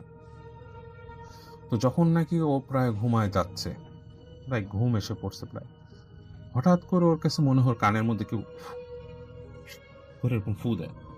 তাকিয়ে ও 1 সেকেন্ডের জন্য দেখে যে ওর ঠিক মুখের থেকে খুব কাছে, লাইক খুব কাছাকাছি একটা মুখ মানুষের, এবং মুখটা পিছন দিকে সরে গেল অন্ধকারে, এবং খুব মিলি সেকেন্ডের মধ্যে ব্যাপারটা হয়, এবং ও একদম লাফ দিয়ে উঠে বসে বিছানার উপরে, থরথর করে কাঁপতেছে, পরে তার সারা শরীরে গুজবাম্প হয়ে যায় যে জিনিসটা কি, এবং তখন দেখে যে ঠিক ওই জিনিসটা হলো তার একটু পরে আজান পড়ে, সে ভয়ে কাঁপতে থাকে। তো ও যেটা হয় যে ও তখন ওর বাসাতে নামাজের চর্চা ছিল তার ফ্যামিলির থেকে, তো উঠে যায় যে উজু করে নামাজ পড়ে। তো যাই হোক, এইভাবে যায়, এবং ও আসলে ব্যাপারটা একটু চুপসে যায় নিজের মধ্যে, যে ও কাকে বলবে, কাকে কি করবে। তো কিছুই বলে না। সেকেন্ড দিন যেটা হয় যে ও ওখানে বাসার মধ্যে মানে সেকেন্ড ডে ইনসিডেন্ট আসে, ফিল করে যে ও আপনার ওই ইসে ঠিক বিকালের দিকে শাওয়ার নিতে গিয়েছিল, এবং শাওয়ার নিতে যে ও গুনগুন করে গান গাচ্ছিল, এবং ও যে গান গাচ্ছিল নিজের অজান্তেই, এবং গান গেয়ে যখন নাকি ও গানের ওর লাইনটা থামে, ও দেখে, ও শুনে হঠাৎ করে ওই গানেরই পরের কয়েকটা লাইন একটু নাকি টাইপের গলায় কেউ একজন গাইছে। লাইক মানে ও যে লাইনটা ছেড়ে দিয়েছে সেম গানই একটু নাকি টাইপের, এবং খুব মানে মানে জিনিস স্বাভাবিক না, অস্বাভাবিকভাবে কেউ গাইছে। ধরেন একটা গানের সুর যেরকম থাকে সেরকম না, একটু বেসুরাভাবে নাকিভাবে। এবং এটা শুনে মানে চরমভাবে ও ভয় পেয়ে যায়, কেঁপে ওঠে, এবং ও চিন্তা করে এটা কে করলো, কেউ দুষ্টুমি করতেছে, মানে খুব ইনসিকিউর ফিল করে, কারণ শাওয়ার রুমের মধ্যে কিভাবে গাইবে, এবং শব্দটা মনের ভিতরে আসছে, এবং চুপ, শব্দ না, কে কে বলে কোনো শব্দ নাই, এবং সে তাকায় দেখে ভেন্টিলেটরে কেউ আছে কিনা, দেখে না ভেন্টিলেটর তো না, ওখানে আপনার এক্সস্ট ফ্যান চলছে, এবং এক্সস্ট ফ্যানে ওখানেও কেউ নাই, মানে দেয়ার ইজ নো ওয়ে যে কেউ একজন থাকবে। তো ও খুবই ভয় পায়, ভয় পেয়ে সে কোনো মতো শাওয়ার শেষ করে চলে আসে, এসে তার শাশুড়িকে ডাকে, ডেকে বলে যে আম্মা এরকম এরকম একটা ব্যাপার হয়েছে। তার শাশুড়ি বলে তোমাকে না আমি না করছি, কখনো ভুলেও বাথরুমে যে এরকম গান গাবে না, তুমি এরকম করবা না, এবং এই যে বিকালের সময়টা বা সন্ধ্যার পরে এই টাইমটাতে গোসল করতে ঢুকবা না বাথরুমে, এটা আমাদের এই বাসা নিষেধ। তখন বলে আম্মা আপনি আমাকে বলেন প্লিজ। বলে যে এই বাসা অনেক কিছু আছে, বাসাটা অ্যাকচুয়ালি মানে খুব একটা মানে আমাদের বাসার মধ্যে বাসাটা আসলে একটু সমস্যা আছে। তখন তার শাশুড়ি তাকে বলে যে বাসাটা বন্ধ করা, যে ওর হাজবেন্ডের যে দাদা excuse me, সে আপনার এখানে জিন, তার তার তার নাকি জিন বশ করা ছিল, জিন পালতো সে, এবং এই জিনগুলো তার দাদার মৃত্যুর পরে রিলিজ হয়ে যায়, এবং রিলিজ হয়ে যাওয়ার কারণে এই বাসাটার মধ্যে তখন থেকে বিভিন্ন রকমের সমস্যা তারা তৈরি করে। তো এবং এই এই জিনিসটা তৈরি করার পরে মানে, এবং তাদের বাসার মধ্যে বিভিন্ন মানুষের বিভিন্ন সমস্যা হয়, ছাদের মধ্যে হয়, ইসে হয়, বিভিন্ন প্রবলেম। অনেকেই দেখছে, কাজের মানুষ অনেকে থাকে না, ওই খালাটাই আছে, এবং খালাটার নাকি প্রায় দাঁতে দাঁত লেগে যায় মানে ঘুমের মধ্যে, এবং বিড়বিড় করে কি বলতে থাকে সে, এবং তখন তার মানে কথাবার্তাগুলো অন্যরকম হয়ে যায়। তো এই কথাটা যখন ওকে বলে, সে সারা অনেক ভয় পায়, ওই খালার ধারে কাছেও সে ঘেঁষতে চায় না। তো যেটা হয় আরেকদিনের ইনসিডেন্ট, যে ওই সারা ওই হেঁটে যাচ্ছে ওই ড্রয়িং রুম থেকে আপনার কিচেনের দিকে যাচ্ছে, তখন রাত 8টা 8:30 বাজে এরকম, মানে এশার আজান শেষ হচ্ছে তার একটু পরে এরকম। তো যাচ্ছে, যে দেখে যে ওই যে খালা ওখানে বসে কিচেনের মধ্যে বসে আপনার ওই নারকেল ছিল, নারকেল পোড়াচ্ছে। তো ও যখন নাকি ওই খালাকে মানে ডাক দেয় যে খালা কি মানে কিছু একটা বলার জন্য, তো দেখে যে ওই খালা ওইরকম তার দিকে ফিরছে, তার দিকে ফেরে খুব বাজেভাবে একটা ভেঙচি মারে, ভেঙচি মেরে এরকম নারকেলটা নিয়ে কামড় দিয়ে ধরে, নারকেলের যে ওই ইটা থাকে হাতে, যে আপনার আই কি বলে ওটাকে, নারকেলের বাটিটা যেটা, সেটা এভাবে কামড় দিয়ে ধরে, এবং সেটা ও দেখে ওর কাছে এমন বিদঘুটে মনে হয় জিনিসটা, সে একদম চিৎকার করে ফেন্ট হয়ে যায় ওখানে সারা, এবং ফেন্ট হওয়ার পরে এবং একটু পরে তার যখন হুঁশ ফিরে দেখে যে ওর মুখের উপর পানি ছিটা দিচ্ছে ওর শাশুড়ি অ্যান্ড স্টাফ। তো বলে, জিজ্ঞেস করে কি হয়েছে, তো দেখে ওই খালাও আছে, খালাকে দেখে সে আরও ভয় পেয়ে যায়, ভয় পেয়ে সে তার শাশুড়িকে একদম জাপটায় ধরে, এবং ওর হাজবেন্ড চলে আসছে, তখন কি হয়েছে বলে যে এরকম এরকম হয়েছে বলে। তো বলে খালা তো এখানে ছিলই না, খালা তো বাসায় ছিল না, খালা ছিল অন্য জায়গায়, খালা এখানে ছিল না, খালা বাসায় আসছেই একটু আগে এখান থেকে, এবং এসে শুনছে, এবং সবাই তোমার প্রতি কিউরিয়াস, মানে সবাই মানে হয়ে গেছে যে ব্যাপারটা কি। তো যাই হোক, এগুলো দেখার পর তখন ওরা বাসার মধ্যে সারার শ্বশুর বাড়িতে একজন হুজুর নিয়ে আসে, এবং সারা বলে যে আমি এখানে থাকবো না, আমি আমার বাসায় চলে যাবো, সে অনেক কিছু। তো যাই হোক, ওদের বাসাতে ওর শাশুড়ি অনেক বুঝায়, কিন্তু ওর শাশুড়ি অনেক আদর করতো ওকে, এর জন্য খুব মানে খুব ওই ছিল, মানে শ্বশুর বাড়ির শ্বশুর শাশুড়ি সবার প্রতি খুব ছিল, মানে খুব মায়া ছিল, যদিও নতুন বিয়ে একদম, তারপরও মায়া ছিল, কারণ তারা অনেক আদর করতো। তো বলে থাকবো না, আমি চলে যাব বাসায়। তারপরে তার শাশুড়ি অনেক বোঝায়, তো হুজুর নিয়ে আসে, তো হুজুর এসে বলে যে আপনাদের বাসায় নতুন বউ আসছে, তো যারা জিন আছে তারা দুষ্টুমি করতেছে, তো যাই হোক আপনার বউকে আমি দোয়া করে দিয়ে যাচ্ছি, এবং আপনার বাসায় আমি আবার বন্ধ করছি।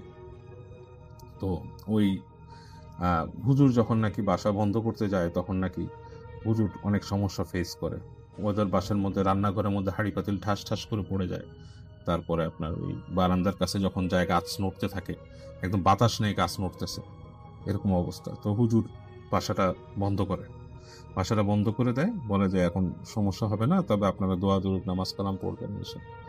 তো এগুলো বলে হুজুর চলে যায়, এবং কিন্তু সারা ওখানে থাকতে একদমই রাজি না এসব সিন দেখে। এবং তার শাশুড়িও তখন বলে যে এক কাজ করো, ওকে ওদের বাসায় নিয়ে যাও কিছুদিন, তারপর দেখা যাক কি হয়। তো সারাকে ওদের বাসায় নিয়ে যায়, তাদের বাসায় থাকে বেশ। তো অনেকদিন শ্বশুর বাড়িতে ব্যাক করে না, ভয় পেত। তো তারপরে এক সময় তারা ডিসাইড করে, শ্বশুর বাড়ির লোকজন, তারা বিল্ডার্সকে বাসা দিয়ে দিবে। ওদের বাড়িটা ছিল হচ্ছে 2 তলা বাড়ি আর কি, বাংলো বাড়ির মতো বেশ বড় টাইপের বাড়ি, প্রায় 3000 স্কোয়ার ফিটে, এবং পিছনে গাছগাছালি ছিল। তো বাসাটাকে বিল্ডার্সকে দিয়ে দিবে। তো তারপরও সে আসে, শ্বশুর বাড়িতে থাকে কিছুদিন। তো এরপরে যখন আসে সে দোয়া টোয়া পড়ে, এবং বেশ আপনার ও তো নামাজ পড়তোই এমনি, তো বেশ ওই জিনিসগুলো অ্যাভয়েড করে থাকতো, এবং সবসময় চেষ্টা করতো শাশুড়ির সাথে থাকার। এবং তারপরে মোটামুটি ছোটখাটো কিছু ইনসিডেন্ট ও দেখেছে যেগুলো নাকি ওর কাছে অস্বাভাবিক লাগছে, বাট ওর সাথে আর তেমন কিছু হয় নাই।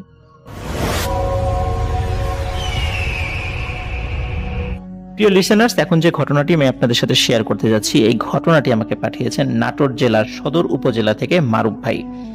আর মারুফ ভাই উনি আমাকে বলেছেন এই ঘটনাটি যার সাথে ঘটেছে তার নাম হচ্ছে পাপ্পু ভাই। আর পাপ্পু ভাই ওনার পাশের এলাকাতেই থাকেন এবং ওনার খুব কাছের একজন বড় ভাই।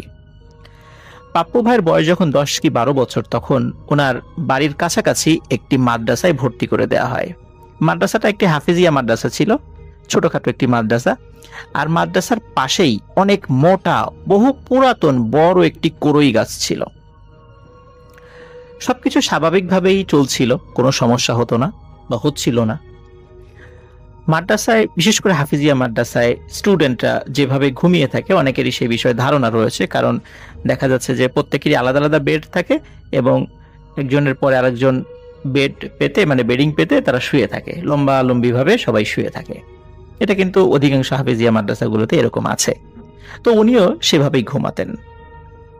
এক রাত্রে উনি স্বপ্ন দেখেন যে উনি ওনার বিছানার উপরে বসে আছেন, এবং ওনার ডানে বায়ে ওনার যত ছাত্র ভাইয়েরা ছিল প্রত্যেকেই কাফনে মোড়ানো অবস্থায় আছে। তার মানে সবাই মৃত, এবং লাশকে, মানে মৃত লাশকে কবরে রাখার আগে ঠিক যেভাবে কাফনে মোড়ানো থাকে, মাথার সামনে বাঁধা থাকে, পায়ের দিকে বাঁধা থাকে, ঠিক তেমন অবস্থা। ওই মাদ্রাসায় উনি সহ স্টুডেন্ট ছিল 36 জন। তার মানে উনি ওই 35 জনকে মৃত অবস্থায় দেখছিলেন। স্বপ্নের মধ্যে এই দৃশ্য দেখে ওনার ঘুম ভেঙে যায়।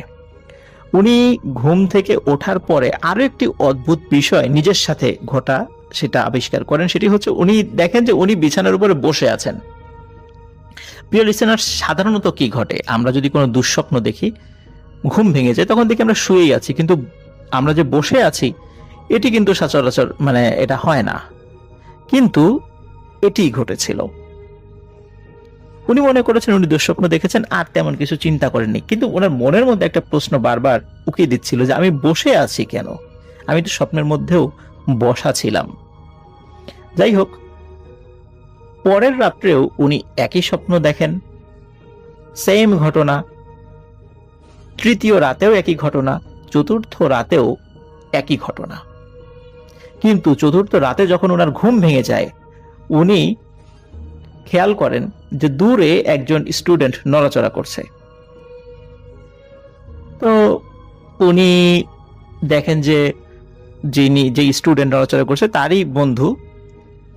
ওই স্টুডেন্ট আবার ওই মাদ্রাসার যিনি শিক্ষক ছিলেন তারই শ্যালক।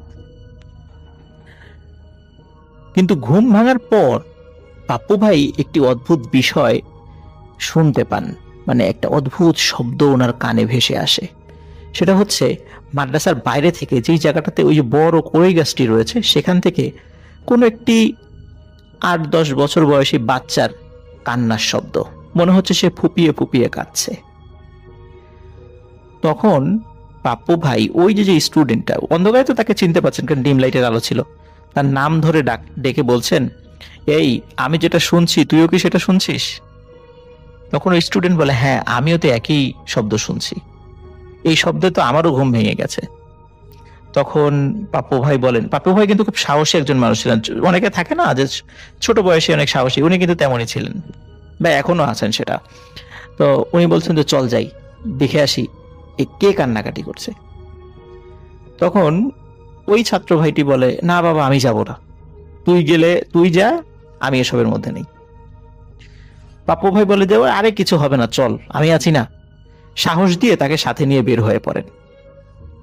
বের হওয়ার পর ওনারা যখন কড়ই গাছের কাছে গিয়েছেন তখনও কিন্তু কান্নার আওয়াজ ভেসে আসছে। যখন কড়ই গাছের একদম কাছে মানে শেকড়ের কাছে চলে গিয়েছেন তখন ওনারা দুজনই দেখছেন যে কড়ই গাছের অপোজিট পাশ থেকে, মানে উল্টা পাশ থেকে, যে পাশটা দেখা যাচ্ছে না সেখান থেকে 8-10 বছর বয়সী একটি বাচ্চা পাঞ্জাবি পাজামা পরা হেঁটে হেঁটে ওদের কাছে আসলো এবং সে কান্না করছে এবং সে বলল, পাপ্পু আমার জানাজা হয়নি, তোমরা কি আমার জানাজাটা করাবা? এটা বলে সে আবার গাছের যেই দিক থেকে এসেছিল সেই দিকে গিয়ে তাদের দৃষ্টির অদৃশ্য হয়ে যায়। পাপ্পু ভাই তো সাহসী মানুষ ছিলেন, উনি কিন্তু দৌড়ে ওই গাছের উল্টা পাশে চলে গিয়েছেন, কিন্তু গিয়ে দেখেন কেউ নেই। কিন্তু ওনার সাথে যে ছাত্র ভাই এসেছেন, মানে ওই মাদ্রাসার হুজুরের শ্যালক, সে কিন্তু অত্যন্ত ভীতু, সে শুধু চিৎকার দেওয়াটা বাকি ছিল। তো পাপ্পু ভাই তাড়াতাড়ি এসে তাকে বলে যে এই তুই চিৎকার দিস না, চুপ থাক, চল আমরা গিয়ে শুয়ে পড়ি। ওই বাচ্চাটি কিন্তু এতটাই ভয় পেয়েছিল যে পরের দিন সকালবেলায় সে তার বেডিং পত্র নিয়ে মাদ্রাসা ছেড়ে চলে গিয়েছিল। প্রিয় লিসেনার্স, পাপ্পু ভাই এর পরের রাত থেকে ওই ভয়ানক স্বপ্নটা না দেখলেও প্রতি রাত্রে ওনার ঘুম ভেঙে যেত। এবং আরো অদ্ভুত ব্যাপার হচ্ছে যে এই কারণে ঘুম ভাঙতো যে ওই যে বাচ্চাটি সে কাঁদতো ওই কড়ই গাছের ওইখান থেকে, আর সেই কান্নার শব্দ পাপ্পু ভাইয়ের কানে ভেসে আসতো। কিন্তু সেই শব্দ ওই মাদ্রাসার অন্য কেউ শুনতো না, শুধু পাপ্পু ভাই শুনতো। শুধু এক রাত্রেই ওই হুজুরের শ্যালক যেই ছাত্র ভাই তিনি শুনতে পেয়েছিলেন। যাই হোক, এর পরের রাত থেকে যখন এই ধরনের ঘটনা ঘটতে থাকে এবং উনি রাত্রে, বিশেষ করে রাত যখন মধ্যরাত হয়ে যেত, রাত 12টার পর থেকে উনি সহজে ঘুমাতেই পারতেন না, মানে ঘুম আসতো না। ওই বাচ্চার কান্নার শব্দ ওনার মাথার মধ্যে এতটা প্রভাব ফেলতো যে উনি ঘুমাতে পারতেন না। 2-3 রাত এভাবে চলে যাওয়ার পরে উনি সত্যি সত্যি মাদ্রাসা থেকে বের হন।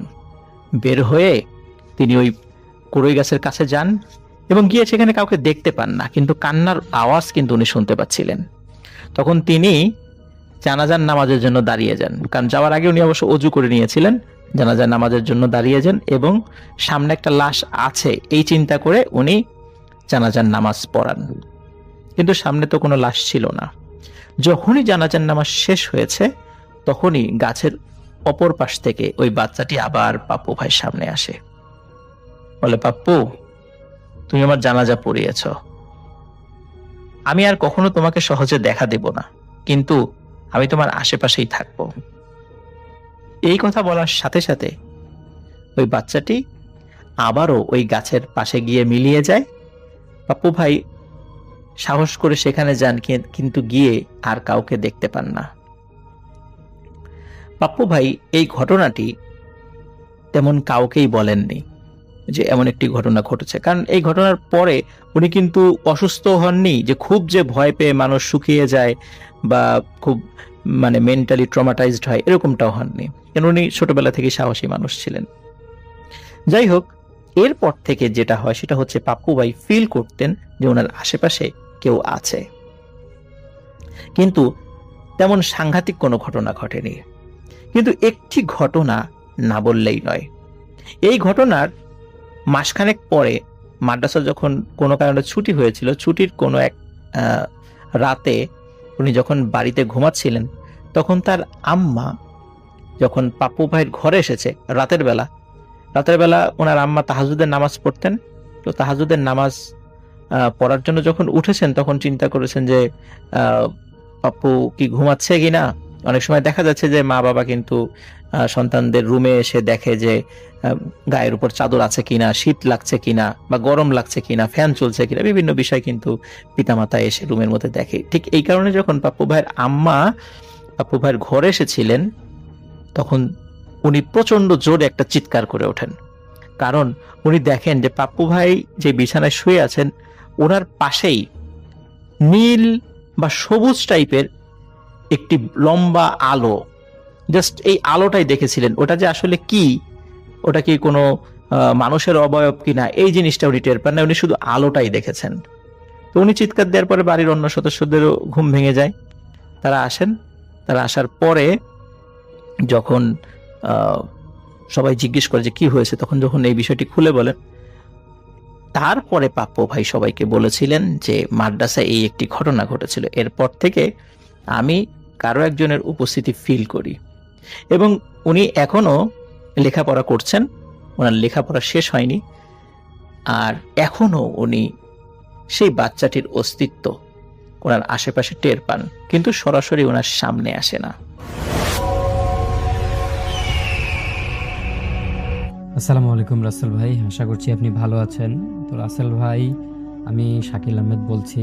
আজকে আপনাকে আমি একটা মানে হাসপাতালের ঘটনা বলবো, হাসপাতালের মর্গের একটা ঘটনা। যেই ঘটনাটা আমি আমার একজন নার্স বান্ধবীর কাছে শুনেছিলাম। তো কথা না বাড়িয়ে চলে যাচ্ছি মানে সেই হাসপাতালের ঘটনাটায়। হাসপাতালটা ছিল শহরের এক কোণে, মানে একদম পুরাতন একটা হাসপাতাল। হাসপাতালটার নাম আমি উল্লেখ করতেছি না, কারণ অনেকেই হয়তো এটাকে খারাপ চোখে দেখবে। তো সেই হাসপাতালে মানে আইসিইউ আর মর্গে কয়েকজন স্টাফ শুধুমাত্র রাতের ডিউটিতে থাকে, আর বাকি কেউ সেখানে থাকে না। তো আমার যে বান্ধবী মেহজাবিন, সে মানে নতুন সেখানে চলে গেছে, কারণ তার বাড়ি থেকে সেই হাসপাতালটা একটু কাছাকাছি হয়। তো সে নার্সিং শেষ করার পর ভাবলো যে এখানে কয়েকদিন আর কি ইন্টার্ন করবে। যাই হোক, তো রাসেল ভাই, একটা কথা তো আপনি সবসময় জানেন যে নার্সদের একটা বিশেষ একটা জিনিস থাকে, সেটা হচ্ছে 1 সপ্তাহ দিনে ডিউটি করা লাগবে আর 1 সপ্তাহ রাত্রে ডিউটি করা লাগবে। তো সেই দিন তার ছিল রাতের প্রথম শিফটের আর কি তার ডিউটি। তো হাসপাতাল টা মোটামুটি ঠিকঠাকই ছিল। হাসপাতালের সবাই তাকে একটা কথা বারবার করে বলেছে যে রাত 12টার পর মর্গের থেকে বা আইসিইউ থেকে বা মানে মানে রাত 12টার পর এক কথায় যদি কোনো অদ্ভুত রকমের কল আসে, তাহলে সেই কলগুলো যেন মানে ধরে যেন ভালো মতন বিস্তারিত শুনেন, আর অবশ্যই যেন হাসপাতালের লিফটটা ইউজ না করেন। কিন্তু কেউ তাকে কোনো কারণ বলেনি কেন এটা ইউজ করবে না বা কেন কি হয়েছে না হয়েছে, এরকম কোনো কারণ বলে না। শুধু এতটুকুই বলে যে রাত 12টার পর আপনি কখনোই লিফট ইউজ করবেন না, আর যখন ফোনে কথা বলবেন, কথা বলার সময় অবশ্যই সতর্ক অবলম্বন করবেন, রোগীর আইডেন্টি ভালোভাবে যাচাই করবেন। যাই হোক, এই কথা বলে তাকে তার যে সিনিয়র আছেন এইগুলো বলে যে তুমি একটু থাকো, আমি একটু মানে রেস্ট নেই, আমি একটু ঘুমাই নেই, তারপর আবার তুমি আমাকে ডেকে দিও, আমি আবার ডিউটি করবো, তুমি আবার ঘুমাইও। এরকম বলে উনি আর কি ওর যে সিনিয়র আছে উনি ঘুমায় যায়। রাত বাড়তে থাকে, বাহিরের মানে দৃশ্য ততটাই বেশি ভয়ানক হতে থাকে। কিন্তু সেই দিন আর কি বর্ষার একটা রাত ছিল, বাহিরে মানে বৃষ্টির সাথে সাথে বজ্রপাত হচ্ছে, এবং সে দেখতেছে যে পুরো হাসপাতালটা কেমন যেন একটা নীরবতা পালন করতেছে। রাসেল ভাই, আমি প্রথমেই বলেছি যে শহরের কোণের একটা হাসপাতাল, তো এই হাসপাতালটায় স্বভাবতই রোগী কম থাকে আর কি। তো আমার বান্ধবী যখন আর কি সে ডিউটি করতেছে, ডিউটির একটা সময় হঠাৎ রাত 1টার দিকে একটা মানে হাসপাতালের যে পুরনো লাইট থাকে, সেই লাইটটা কয়েক সেকেন্ডের জন্য নিভে যায়, এবং আমার যে বান্ধবী মেহজাবিন আছে, সে মানে লাইট ফিরে যখন আসে, তখন দেখে যে রিসিপশনের সামনে ভেজা কাপড় পরা একটা মহিলা দাঁড়িয়ে আছে। মহিলার মুখ একদমই দেখা যাচ্ছে না, মাথা নিচু করে এক কোণে দাঁড়িয়ে আছে।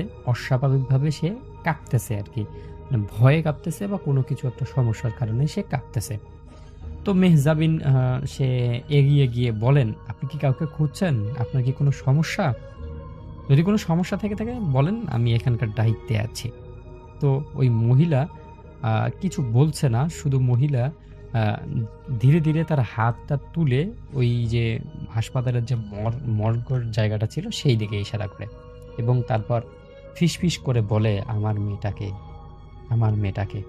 তো এটা আর কিছু বলে না। তখন সেই নার্স আমার বান্ধবী সে ভাবে হয়তো কোনো রোগী বা কোনো আত্মীয় তার সেই মর্গে আছে। সে মহিলাকে নিয়ে বলে যে, "চলেন দেখি আপনার কে আছে?" তো তার মাথা থেকে এটা আউট হয়ে গেছে যে মানে মর্গের দিকে যাওয়া যাবে না। কিন্তু সে আরকি বললাম না নতুন সবকিছুই তার কাছে নতুন লাগতেছে। সে সবকিছুকে ইজি ভাবতেছে। তো সেই মনে করে সে তার যে মানে মহিলাটাকে নিয়ে মর্গের দিকে হাঁটা শুরু করলো। কিন্তু করিডোরে হাঁটার সময় সে খেয়াল করলো মহিলাটার পা থেকে কোনো শব্দ আসতেছে না। শুধু মেহজাবিন যে হাঁটতেছে তার শব্দই আসতেছে। আর কোনো শব্দই সে পাচ্ছে না। আর মেঝেতে শুধুমাত্র পানির ছোপ, ছোপ দাগ পড়তেছে যেন বৃষ্টিতে ভিজে এসেছে এই মহিলাটা। তো যাই হোক সে ভাবলো যে শরীর ভেজা আছে এইজন্য হয়তো দাগগুলো সেখানে পড়তেছে। এগুলো সবকিছু উপেক্ষা করে সে মর্গের সামনে পৌঁছাতেই দেখলো যে মর্গের সামনে থেকে সেই মহিলাটা একদম উধাও হয়ে গেল। মহিলাটাকে আশেপাশে কোথাও আর সে দেখতে পারতেছে না। তো এটা দেখার পর মেহজাবিন বেশ খানিকটা ভয় পেয়ে চারপাশে ভালো করে খোঁজাখুঁজি করলো। দেখলো যে আসলে কোনো কিছুই পাচ্ছে না। রাসেল ভাই তখন সে আসলে ভয় পায় যে আসলে তাহলে তো মর্গে থাকার কোনো প্রয়োজন নেই। সে তাড়াতাড়ি চলে আসে এইদিকে। তো যখন সে তাড়াতাড়ি চলে আসতে ধরে তখন মানে করিডোরের সামনে হঠাৎ করে সে দেখে যে ওই যে লিফট যে ছিল সেই লিফটটা হঠাৎ করে খুলে যায়। মানে নিজে থেকে খুলে যায়। তখন মেহজাবিন ভাবে যে লিফটে তোরা তাড়াতাড়ি মানে নিচে যাওয়া যাবে। কিন্তু তাকে যে লিফটে মানে চড়তে নিষেধ করছে সেটা তার মাথা থেকে একদম আউট হয়ে যায়। তারপর সে যখন লিফটে মানে ভিতরে ঢুকলো, ঢোকার পর সে দেখে যে ভিতরে একটা স্ট্রেচার, সাদা কাপড় দিয়ে ঢাকা একটা লাশ। আর সেই স্ট্রেচারটা আ মানে নিজের থেকেই আরকি সবকিছু করতেছে। মানে হঠাৎ করে নিজের থেকেই সে মানে স্ট্রেচারটা বাইরে বেরিয়ে হয়ে আসতেছে। মানে এটা দেখার পর মেহজাবিন একদম জমে যায়। মানে ওই যে নার্সিং করতেছে এটা একদম ভুলে যায় সে। তারপর দেখতে পারে যে কাপড়ের নিচ থেকে একটা ছোট মেয়ের হাত বের হয়ে আসতেছে। হাতটা ধীরে, ধীরে উপরের দিকে উঠে মানে যেন কাউকে ডাকতেছে। তখন মানে মেহজাবিন কি করবে, কি করবে না করবে মানে এইটা নিয়ে একটা খুব বেশি মানে ইতস্তত হয়ে যায়। এত বেশি আতঙ্কিত হয় তার মানে জীবনের ১ম এরকম একটা সে অভিজ্ঞতা আ তার এরকম দেখতেছে। তারপর আ মানে দেখতে পারে যে ঠিক তখনই লিফটের ভিতর থেকে ভাঙ্গা গলায় একটা শব্দ আসে, "মা, তুমি এসেছো?" এটা মানে শোনার পর মেহজাবিন আতঙ্কিত হয়ে দৌড় দিয়ে দৌড় দিতে চায়। ঠিক তখনই পিছন থেকে কেউ একটা তার হাত মানে ঘাড়ে শক্ত করে ধরে। সে ঘুরে দেখে ওই যে ভদ্র মহিলাকে সে ১ম এ দেখেছিল ভেজা মহিলাটা, সেই মহিলাটাই তার পেছনে দাঁড়িয়ে আছে। এবার তার মুখ স্পষ্ট দেখা যাচ্ছে। দেখা যাচ্ছে চোখ দুটো সম্পূর্ণ কালো, ঠোঁট কাটা আর মুখের চামড়া আধা, আধা পচে ঝুলে আছে। যেন বিশ্রী একটা গন্ধই পুরা হসপিটালটা ভরে গেছে। মহিলাটা ধীরে, ধীরে বলল, "ও একা থাকতে ভয় পায়। ওর সাথে একজন সঙ্গী দরকার। আপনি কি ওর সাথে থাকবেন?" এই কথাগুলো শোনার পর হঠাৎ করে পুরো হসপিটালটা একদমই অন্ধকার হয়ে যায় এবং আমার বান্ধবী নার্স মেহজাবিন সেখানেই অজ্ঞান হয়ে পড়ে থাকে। তারপর পরদিন সকালবেলা তার যে সিনিয়র ছিল সেই সিনিয়র তাকে খুঁজতে গিয়ে সেই লিফটের সামনে পড়ে থাকতে দেখে অজ্ঞান অবস্থায়। তখন তাকে মানে আ অজ্ঞান থেকে জ্ঞান ফেরানো হয় এবং সে তার গত রাত্রের ঘটনা সবার সঙ্গে শেয়ার করে এবং সবাইকে বলে যে আসলে আমি এখানে আর থাকবো না। এরকম একটা অভিজ্ঞতা আমার জীবনের ১ম হয়েছে। তো এই সবকিছুর পরে সে সেখান থেকে সেই দিনেই ট্রান্সফার হয়ে অন্য জায়গায় চলে যায়। তো রাসেল ভাই এটাই ছিল ঘটনা। যদি ভালো লাগে তাহলে শেয়ার করবেন। আমার নাম রাতুল হাসান। আমি ময়মনসিংহের গফরগাঁও থেকে লিখছি।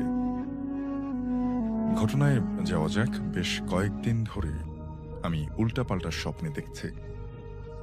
কেউ যেন আমার কানের কাছে এসে বলছে, ফিস ফিস করে বলছে, মরবি, সব মরবি। আরো অনেক অদ্ভুত সব স্বপ্ন তো আছেই।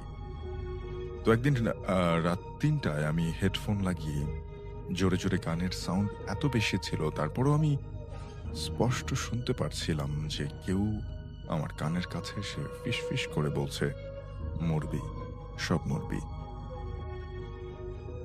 সেই রাতে আমি প্রচন্ড ভয় পেয়ে যাই। পরদিন সকালে আমি আমার ফ্যামিলি মেম্বারকে এই ঘটনাটা খুলে বললে সবাই এটা নিয়ে হাসাহাসি করে, এবং সকালে নাস্তা খেয়ে যখন যে যার মতো কাজে বেরিয়ে যায়, কিন্তু আমার দাদি এই ঘটনায় খুব গুরুত্ব সহকারে নেয়। এবং আমার দাদি আমাকে বলে যে তুই যে স্বপ্নটা দেখেছিস, যে সেটার ব্যাখ্যা আমি না দিতে পারলেও আমি একটা ঠিকানা দিচ্ছি, তুই এই ঠিকানায় চলে যা। তো পরদিন দাদির দেওয়া ঠিকানা অনুযায়ী একজন হুজুরের বাড়িতে আমি গেলাম।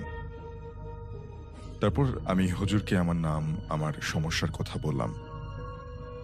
কিন্তু আজব ব্যাপার শাফিন ভাই, ঘটনাটি শোনার পর হুজুর আমার মুখের দিকে এক দৃষ্টিতে তাকিয়ে রইল। আমি বেশ আনইজি ফিল করছিলাম এবং হুজুরকে বললাম যে হুজুর, কি হয়েছে? হুজুর আমার কথার উত্তর না দিয়ে বলল, কাল সন্ধ্যায় তার সাথে দেখা করতে। তবে বাসায় এসে যথারীতি ঘটনা কাউকে আমি বলিনি, অর্থাৎ হুজুরের সাথে যে আমি দেখা করেছি সেই ব্যাপারটা আমি কাউকে বলিনি। কিন্তু আমার দাদি আমাকে গোপনে নিয়ে গিয়ে জিজ্ঞাসা করলো যে তুই কি তোর সমস্যার কোনো সমাধান পেলি? আমি বললাম, হুজুর আমাকে কাল সন্ধ্যায় তার সাথে দেখা করতে বলেছে। দাদি বলল, যা, সমস্যার সমাধান করা দরকার, তুই যাস তাহলে। তো পরদিন সন্ধ্যায় আমি হুজুরের বাড়িতে গেলাম এবং দেখতে পেলাম যে অনেক লম্বা লাইন সেখানে। যেহেতু আমার আসতে একটু দেরি হয়ে গেছে, তাই আমার সিরিয়াল নাম্বারটা অনেক পেছনে। একে একে সবাই তাদের সমস্যার কথা বলে চলে যাচ্ছেন এবং সবশেষে আমার সময় হলো হুজুরের সাথে সাক্ষাৎ করার। এখানে বলে রাখা ভালো শাফিন ভাই, হুজুর সন্ধ্যা ৭টা থেকে রাত ১০টা পর্যন্ত তার আসর বসায়।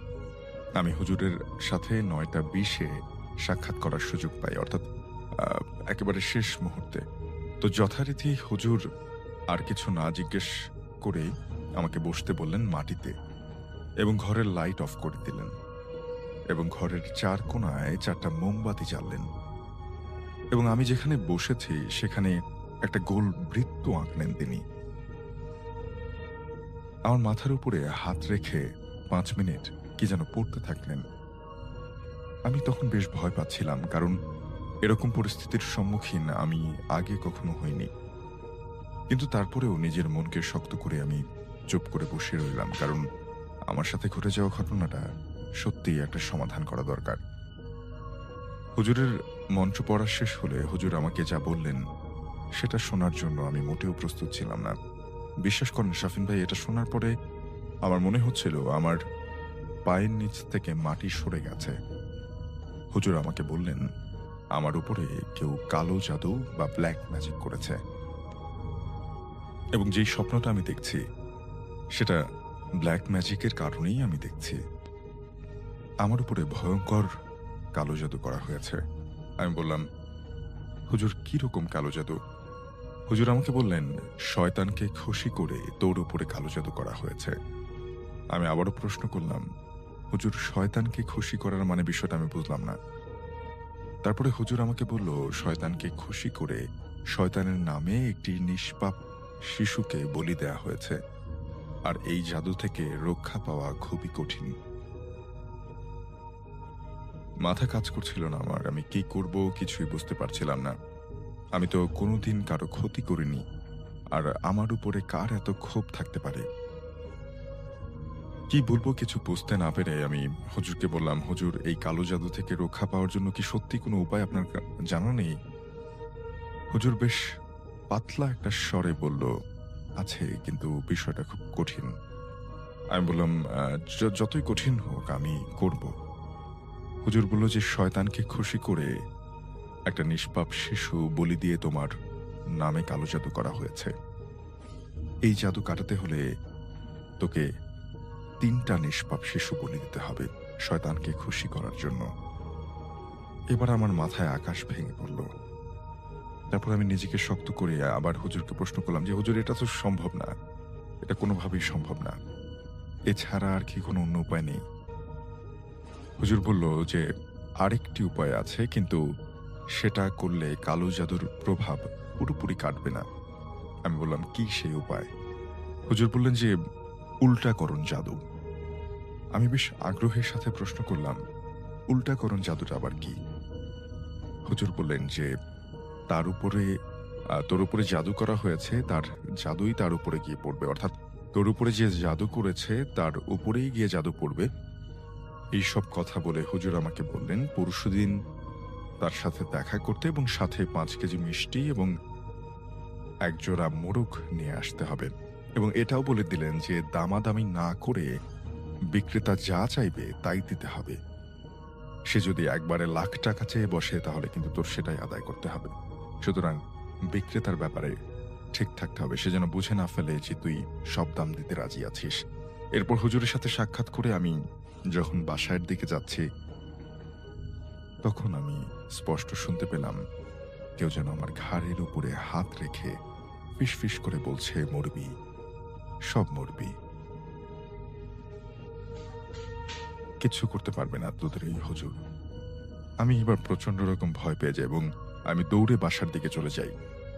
অর্থাৎ পথে এই কাহিনীটা ঘটে। পথে হুজুরের বাসার থেকে যখন তিনি ফিরে যাচ্ছিলেন তখন তিনি আবার এমনটা অনুভব করলেন যে কেউ তার কাঁধে হাত রেখেছে এবং তখন কানের কাছে গিয়ে ফিস ফিস করে বলছে যে, মরবি, তোরা সব মরবি।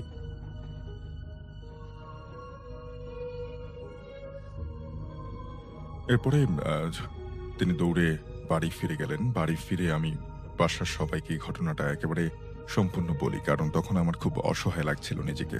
প্রথমে কেউ আমার কথা বিশ্বাস করতে না চাইলেও আমার দাদির কথায় আমার বাবা আমার কথাটা একটু বিশ্বাস করেন এবং আমাকে বলেন যে, ঠিক আছে, তোর সঙ্গে আমি পরশুদিন ওই হুজুরের কাছে যাব।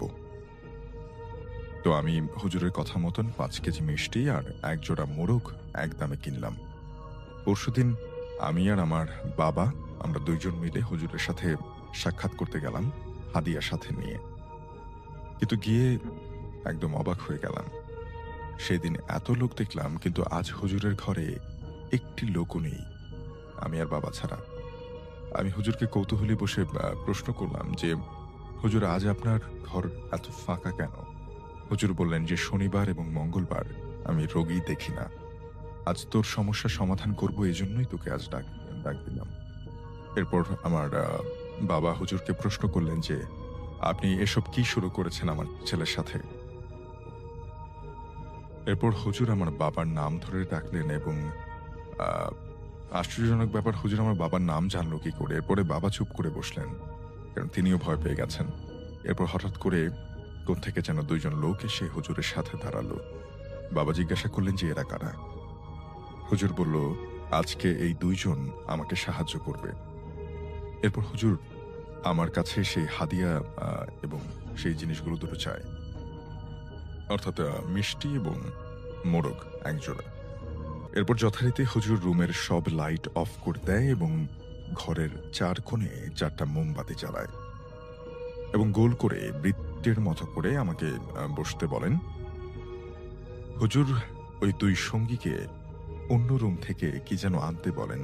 আমি স্পষ্ট দেখতে পেলাম তাদের হাত কালো কুচকুচে, ১ বোতল তেল আছে তাদের হাতে। হুজুর সেই তেলের মধ্যে ৫ মিনিট কি যেন দোয়া মন্ত্র পড়ে ফু দিলেন এবং আমার সামনে আগুন জ্বালালেন। এরপর হুজুর আমার কনিষ্ঠাঙ্গুলি চেপে ধরলেন। এরপর আমার আর কোনো কিছু মনে নেই। বাকিটা আমি আমার বাবার মুখ থেকে শুনেছি। তো বাবার মতোই আমি বলার চেষ্টা করছি। বাবা বললেন, তুই যখন অজ্ঞান হয়ে গিয়েছিলি তখন তোর ভেতর থেকে অন্য একজন কথা বলছিল। হুজুর ওকে প্রশ্ন করলো যে, কে তুই, কে তোকে পাঠিয়েছে, আর এরপর কেন এর উপরে ভর করেছিস? আমার মধ্যে থেকে ওই শয়তান জিন বলছিল, আমি ওকে ছাড়বো না, ওকে আমি মেরেই ছাড়বো। তারপরে হুজুর ওই কালো মন্ত্র পড়া তেল আমার সামনে জ্বালিয়ে রাখা আগুনের মধ্যে ছেটাতেই আমার মধ্যে থাকা শয়তান জিনটা চিৎকার করে ওঠে এবং হুজুর বলল, যাবি কিনা বল। এরপর জিনটার উপরে আরো অত্যাচার করা হলো। এক পর্যায়ে জিনটা আমার দেহ থেকে বের হয়ে যাওয়ার প্রতিশ্রুতি দেয় এবং সে বলে যে তাজা রক্ত চাই। এরপর হাদিয়া হিসেবে আনা একজোড়া মোরগ জবাই করে জিনকে সে তাজা রক্ত দেয়া হয়। এখানে শফিন ভাই, জিনটাকে বোকা বানানো হয়েছে। জিনটা ভেবেছে সে আমার তাজা রক্ত পেয়েছে, তাই সে চলে যেতে রাজিও হয় এবং হুজুর বলে, তোকে যে পাঠিয়েছে তুই তার উপর গিয়ে ভর করবি।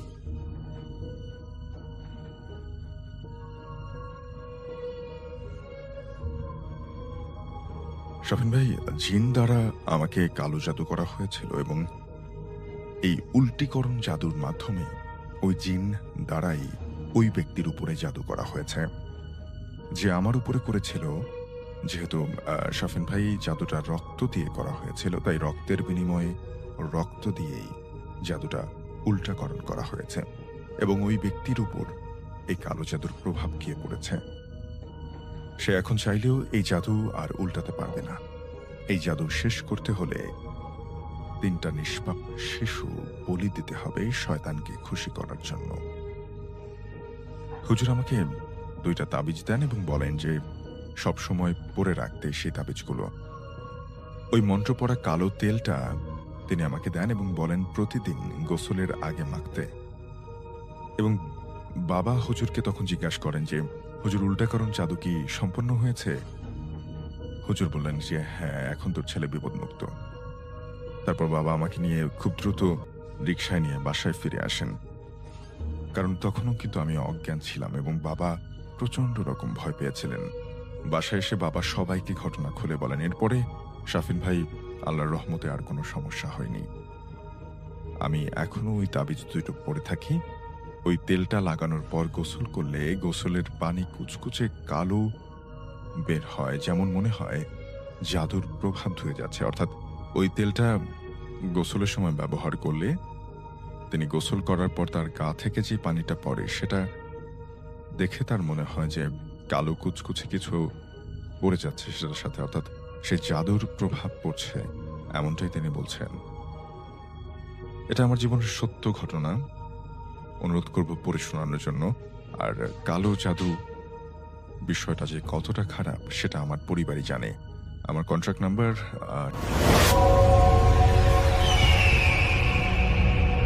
প্রিয় লিসেনার্স, এই মুহূর্তে যে ঘটনাটি আমি আপনাদের সাথে শেয়ার করতে যাচ্ছি, ঘটনাটি কিন্তু ছোট্ট, কিন্তু ছোট্ট ঘটনার মধ্যেও যে রক্ত হিম করা ব্যাপার থাকতে পারে তা আপনারা এই ঘটনাটি শুনলেই বুঝতে পারবেন।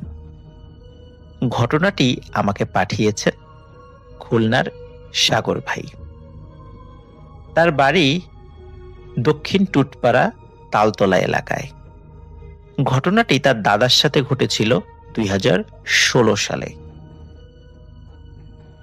তিনি মানে সাগর ভাইয়ের দাদা সরকারি চাকরিজীবী ছিলেন এবং সরকারি চাকরিজীবী হওয়ার সুবাদে তালতলা হসপিটালের পেছনে একটি সরকারি কোয়ার্টারে বসবাস করতেন। আর দাদা ওই কোয়ার্টারে থাকার কারণে সাগর ভাইরাও সেখানে বসবাস করতেন। এটি অনেক পুরাতন একটি কোয়ার্টার। এই কোয়ার্টারের মধ্যে কিন্তু পুকুর রয়েছে, নিম গাছ রয়েছে, জাম গাছ রয়েছে।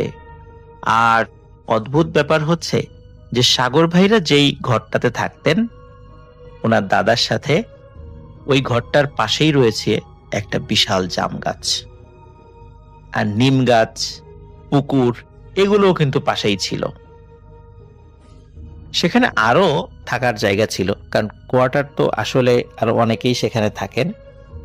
তো যাই হোক, ঘটনাটি যেই রাত্রে ঘটে তখন সময়টা ছিল শীতকাল, যদিও এতটা শীত তখনও পড়েনি। ওই রাতে কোনো এক কারণে সাগর ভাইয়ের দাদার ঘুম আসছিল না। তখন তিনি চিন্তা করেন যে বাহির থেকে একটু হেঁটে আসি। সেই চিন্তা করে হালকা শীতের মধ্যে, লিসেনার্স, আশা করি আমাদের ঘটনা আপনাদের ভালো লেগেছে। ঘটনা ভালো লাগলে তিনি পুকুর পাড় দিয়ে কমেন্ট ও শেয়ার করে হাঁটাহাঁটি করে আমাদের সাথে থাকুন। যে জাম গাছটা পরবর্তী ঘটনা শোনার আমন্ত্রণ জানিয়ে আজকের দীর্ঘদিন ধরে সেখানে থাকার সুবাদে কখনোই কিন্তু কোনো প্যারানর্মাল বিষয় তাদের সামনে সেভাবে দৃষ্টিগোচর হয়নি। তাই এই জাম গাছটি যে তার একটা ভয়ানক প্রাণ সংহারী উপকরণ হতে পারে এটি তিনি কখনোই চিন্তা করেননি। তিনি জাম গাছটির নিচে বসেন। কয়েক মিনিট বসার পর উনি ফিল করেন ওনার ঘুম আসছে এবং ঘুমে ওনার দু চোখ ভেঙে আসছে। এমন একটি অবস্থা হয় যে ঘুমে ওনার চোখ বন্ধ হয়ে গেছে এবং কোনো মতে উনি চোখ খুলে রাখতে পারছেন। তখন উনি চিন্তা করেন যে যেহেতু ঘুম চলে আসছে আমি এখনই ঘরে চলে যাই। এমন সময় তিনি ফিল করেন ছোট্ট দুটি হাত, নরম তুলতুলে হাত, ঠিক বাচ্চাদের মতো হাত। এই হাত দুটি ওনার পেছন থেকে ওনার গলা জড়িয়ে ধরছে। উনি প্রথমে চিন্তা করেন যে এটি কার হাত হতে পারে। তিনি চিন্তা করেন হয়তো বা পাশের বাসার কোনো বাচ্চার হাত হবে। ওনার হাতে কিন্তু আবার ঘড়ি ছিল। তিনি ওই অবস্থাতেই দেখেন যে তখন রাত বাজে প্রায় 2টো। তখন ওনার চিন্তা মাথায় আসে যে আসলেই ঘটনাটা কি। কারণ রাত 2টোর সময় কোনো একটা বাচ্চা এভাবে বাইরে থাকবে, তারপর আবার শীতকালে। বড় মানুষই তো এখন বাইরে থাকে না। আমার না হয় ঘুম আসছিল না, এই কারণে আমি বাইরে বের হয়েছি, কিন্তু এত রাত্রে কোনো একটা বাচ্চা আমার পেছনে এবং আমার গলা জড়িয়ে, মানে গলাটা জড়িয়ে মাথায় উঠতে চাচ্ছে, ঘটনাটা কি? তখন তিনি যে কাজটি করেন, ওই বাচ্চাটির 2 হাত ছাড়িয়ে দিয়ে তিনি ঘুরে তাকানোর চেষ্টা করেন। কিন্তু সাগর ভাইয়ের দাদা কোনোভাবেই ওই বাচ্চার হাত খুলতে পারছিলেন না। তিনি আরো ফিল করেন কিছুক্ষণ আগে যে নরম তুলতুলে হাত মনে হচ্ছিল, এই হাত দুটি কিন্তু এখন ওরকম তুলতুলে মনে হচ্ছে না, বেশ রুক্ষ মনে হচ্ছে, শক্ত মনে হচ্ছে। তিনি আপ্রাণ চেষ্টা করতে থাকেন, কিন্তু এদিকে ওই বাচ্চাটি ওনার কাঁধ বেয়ে ঘাড়ে উঠে বসেছে এবং উঠে বসে 2 পা ওনার 2 কাঁধের উপর দিয়ে নামিয়ে দিয়ে ওনার গলাটা 2 পা দিয়ে অনেকটা চাপ দিয়ে ধরেছে। সাগর ভাইয়ের দাদা কোনোভাবেই তাকে কাঁধ থেকে নামাতে পারছিলেন না। ধস্তাধস্তির এক পর্যায়ে সাগর ভাইয়ের দাদা ওই বাচ্চারূপী পিশাচকে ঘাট থেকে নামাতে সক্ষম হন। তখন ওই পিশাচটি পেছন থেকেই বলে ওঠে, আজকে তো বেঁচে গেলি, আমি আবার আসবো তোর কাছে, দেখি তখন তুই কিভাবে রক্ষা পাস। তিনি কিন্তু অন্ধকারের মধ্যে ওই বাচ্চার চেহারা ভালো করে দেখেননি, তবে এতটুকু উনি দেখতে পেয়েছেন, ওই বাচ্চাটি দৌড় দিয়ে পাশে থাকা পুকুরের মধ্যে লাফ দিয়ে পড়ে ডুবে চলে গেল। তিনি অনেক ভয় পেয়েছিলেন। তিনি ঘরে ফিরে আসেন। ঘরে ফিরে আসার পর উনি সবাইকে ঘটনাটি খুলে বলেন। বাড়ির অন্য সদস্যরাও বাইরে বের হয়ে আসেন। স্বাভাবিকভাবেই ওনারা কাউকে দেখতে পান না। ওই দিনের পর থেকে, মানে ওই রাতের পর থেকে সাগর ভাইয়ের দাদা আস্তে আস্তে আস্তে আস্তে অসুস্থ হতে থাকেন। মানে অসুস্থতা যে খুব দ্রুত হয়েছেন বিষয়টা এমন নয়, আস্তে আস্তে অসুস্থ হতে থাকেন। এবং উনি প্রতি রাত্রেই ওই বাচ্চাটাকে স্বপ্নে দেখতেন। উনি স্বপ্নে দেখতেন যে ওই বাচ্চাটি তাকে টেনে হিচড়ে ওই পুকুরটির মধ্যে নিয়ে যাচ্ছে এবং ডুবিয়ে নিয়ে যাচ্ছে। এভাবে প্রতি রাত্রি উনি স্বপ্ন দেখতেন। বিভিন্নভাবে উনি ঝাড়ফুঁক করার চেষ্টা করেছিলেন নিজেকে, কিন্তু তেমন কোনো কাজ হয়নি। মাত্র 2 মাসের মধ্যে খুবই অসুস্থ হয়ে সাগর ভাইয়ের দাদা ইন্তেকাল করেন। আল্লাহ তাআলা তার ভুল ত্রুটিগুলো ক্ষমা করে জান্নাতুল ফেরদৌস নসিব করুন। উনি মারা যাওয়ার পর সাগর ভাইয়ের পরিবার তারা ওই কোয়ার্টারটি ছেড়ে দেন। ওনাদের নতুন বাড়িতে ওনারা চলে আসেন। পুরনো সেই কোয়ার্টার বিল্ডিং, পুকুর, জাম গাছ, নিম গাছ সবকিছুই কিন্তু আছে। শুধু সাগর ভাইয়ের দাদা আর ওনাদের মধ্যে নেই। প্রিয় লিসেনার্স, এমন ঘটনা যদি আমাদের সাথে ঘটে যে রাতের বেলা আমরা হাঁটছি বা কোথাও বসে আছি বা নদীর পাড়ে বসে আছি বা পুকুর পাড়ে বসে আছি বা কোনো একটি নির্জন পার্কে বসে আছি, হঠাৎ পেছন থেকে কেউ আমাদেরকে গলা জড়িয়ে ধরল, আর সেটি যদি হয় বাচ্চাদের হাত, আর তারপর যদি আস্তে আস্তে গলা চেপে ধরার চেষ্টা করে এবং মেরে ফেলার চেষ্টা করে এবং কোনোভাবেই যদি আমরা তাকে ঘাট থেকে নামাতে না পারি, তাহলে কি অবস্থা হতে পারে আমাদের সাথে?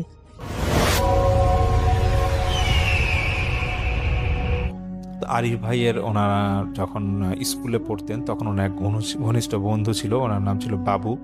ছেলেটা নাকি ছোটবেলা থেকে খুব চটপটে ছিল। তো সে নাকি 7-8 থাকতেই ওর একটা বাজে অভ্যাস দাঁড়ায়, যে মানে হয়ে দাঁড়ায় যে সে ব্ল্যাক ম্যাজিক শেখার জন্য অনেক লেগে পড়ে ওঠে এবং সে বিভিন্ন জায়গায় যায়, অনেকের সাথে কথাবার্তা বলে কিন্তু কোনো সমাধান পায় না। তো কোনো একটা মাধ্যমে এক পুরোহিতের সন্ধান সে পায় এবং পুরোহিতের মাধ্যমে সে টানা 3-4 মাস এরকম চর্চার মাধ্যমে ব্ল্যাক ম্যাজিক শিখে ফেলে এবং ওর যে বন্ধু বান্ধব ছিল মানে আরিফ ভাই সহ ওদেরকেও মানে সে বলে যে তোরাও আমার কাছে ব্ল্যাক ম্যাজিক শিখলে আসিস, আমি তো শিখাই দিব। কিন্তু আরিফ ভাইরা নাকি একটু ভয় পেত। তবে ওর ঘনিষ্ঠ বন্ধু থেকে উনি নাকি একটু বেশি চলাফেরা করতো তার সাথে। কিন্তু সেই বাবু উনি কিন্তু বন্ধু বান্ধবদের কারো কোনো ক্ষতি এরকম করতো না। তো যাই হোক, এরকম কোনো এক শুক্রবারে তসলিম সাহেবকে বাবু ভাইদের মানে তসলিম সাহেবকে এবং ওই সেই বাবুকে ওনাদের দাওয়াত দেওয়া হয় আরিফ ভাইদের বাসায়। কোনো একটা অনুষ্ঠান হয়তো ছিল সেদিন। তো খাবার টেবিলে তসলিম সাহেব এবং বাবু এবং আরিফ ভাই ওনারা একসাথে বসেন।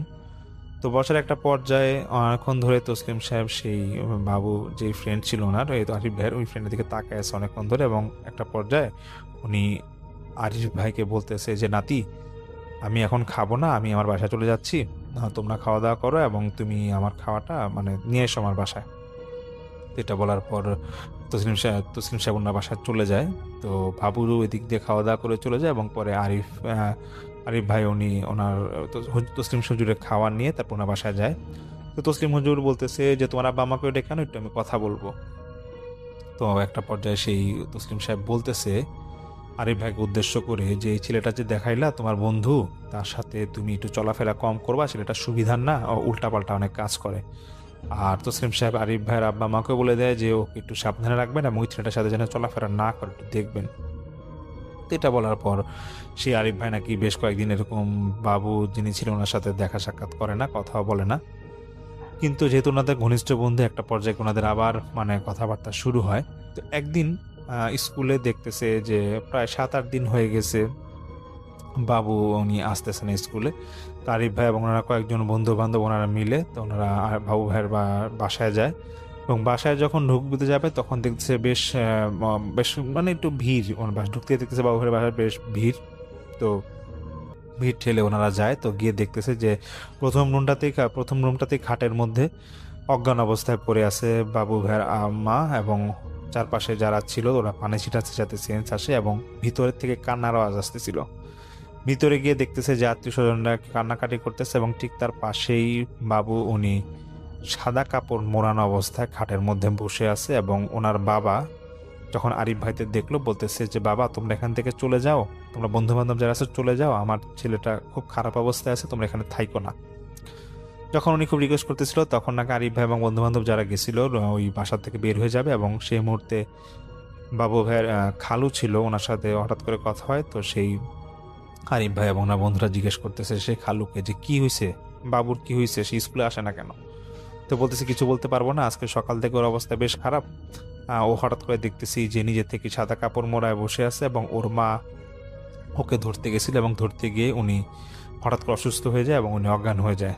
পরে আমরা যখন বাবুর কাছে যাই গিয়ে দেখি যে ওর শরীরে মানে কারেন্ট ধরলে যেরকম ফিল হয় এরকম মনে হচ্ছে শরীরে কিছু একটা হয়েছে এবং ওর কিনারে কেউ যেতে পারতেছে না এবং ও স্থির হয়ে বসে আছে। তো এগুলো ঘটার পরে তো বা তখন ওরা বলে যে মানে আরিফ ভাই বলে যে আপনারা এক কাজ করেন আঙ্কেল, একটু হুজুর দেখান, দেখেন খুব উপকার হয় নাকি। তখন সেই খালু বলতেছে ঠিক আছে আমরা দেখি করা যায়, তোমরা বাসা চলে যাও, এখানে থাইকো না, যেহেতু ও অসুস্থ। তো আরিফ ভাই বলে যে ওনা নাকি পরে বাসায় এসে পড়ে। তো বাসায় এসে পড়ার পরে আরিফ ভাই নাকি উনি বেশ অসুস্থ হয়ে যায়, ওনার জ্বর এবং বমি। তো এদিকে যেহেতু সারাদিন জ্বর বমি, তো আরিফ ভাইয়ের আম্মা ভাবতেছে যে যেহেতু পড়তালায় তসলিম সাহেব থাকে, তসলিম হুজুর থাকে, তো ওনার থেকে একটু পরা পানি নিয়ে আসবে। তো পরা পানি আনতে যাবে, তো তসলিম সাহেব আবার আরিফ ভাইকে খুব পছন্দ করতো, মানে নিজের আপন নাতির মতো এরকম উনি টেক কেয়ার করতো। তো যা হোক, তো তসলিম সাহেব বলে ঠিক আছে আমি বাসায় আসতেছি, পরা পানি এসে ওকে খাওয়াবো, আমি একটু ঝাড়ফুঁক দিয়ে যাবো। তখন তসলিম সাহেব বাসায় আসে, আসার পর আরিফ ভাইকে বলতেছে যে তুমি হঠাৎ অসুস্থ হয়ে গেলে কেন, নাদি তোমার কি হয়েছে? তো সে আরিফ ভাই বলতেছে যে কিছু হয় নাই। তখন তসলিম সাহেব বলতেছে যে নিশ্চয়ই তুমি তোমার সে বন্ধুর বাসায় গেছিলা, তোমার তো লক্ষণ আমি ভালো দেখতেছি না, তোমার শরীর দেখে বোঝা যাচ্ছে যে তোমাকে খারাপ কিছু তোমাকে টাচ করছে। তখন আরিফ ভাই বলতেছে হ্যাঁ আমি তো এরকম আমার বন্ধুর বাসায় গেছিলাম, তো আসলে আমি কিভাবে আমি কিছু বুঝতে পারলাম না।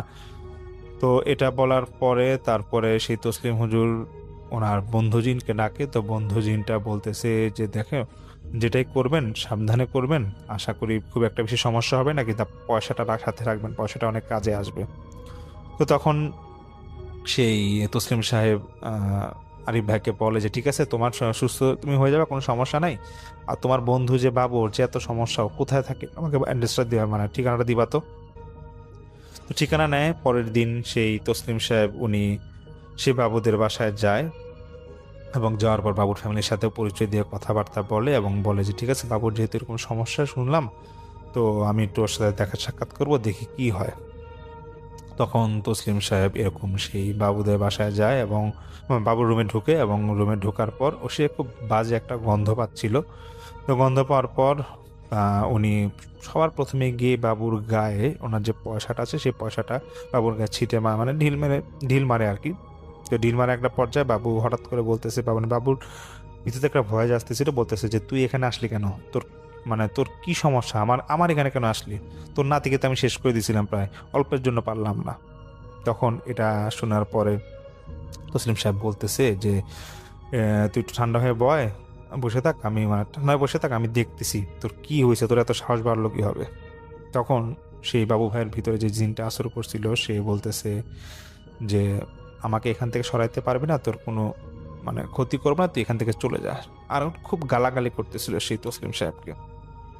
তখন তসলিম সাহেব বলে যে বেশি কথা বলিস না, আমি দেখি তোর কি হয়েছে। এটা বলতেই বাবুর মাথায় নাকি পয়সাটা ধরে রাখতেছিল অনেকক্ষণ, তখন নাকি সেই জিনটা খুব কান্নাকাটি করতেছিল। কান্নাকাটি করতে করতে বলতেছে যে আমাকে আমার বেশি ক্ষতি করিস না, পয়সাটা সরায় ফেল। তখন সেই হুজুর বলতেছে যে তুই কেন আসলি, কি কারণ আসলি, এটা আমাকে জানাবি। তখন সেই বন্ধু জিন তসলিম সাহেবের কানে কানে বলতেছে যে বিসমিল্লাহ করে সবকিছু শুরু করবেন, দেখবেন যে সবকিছু ঠিক হয়ে যাবে।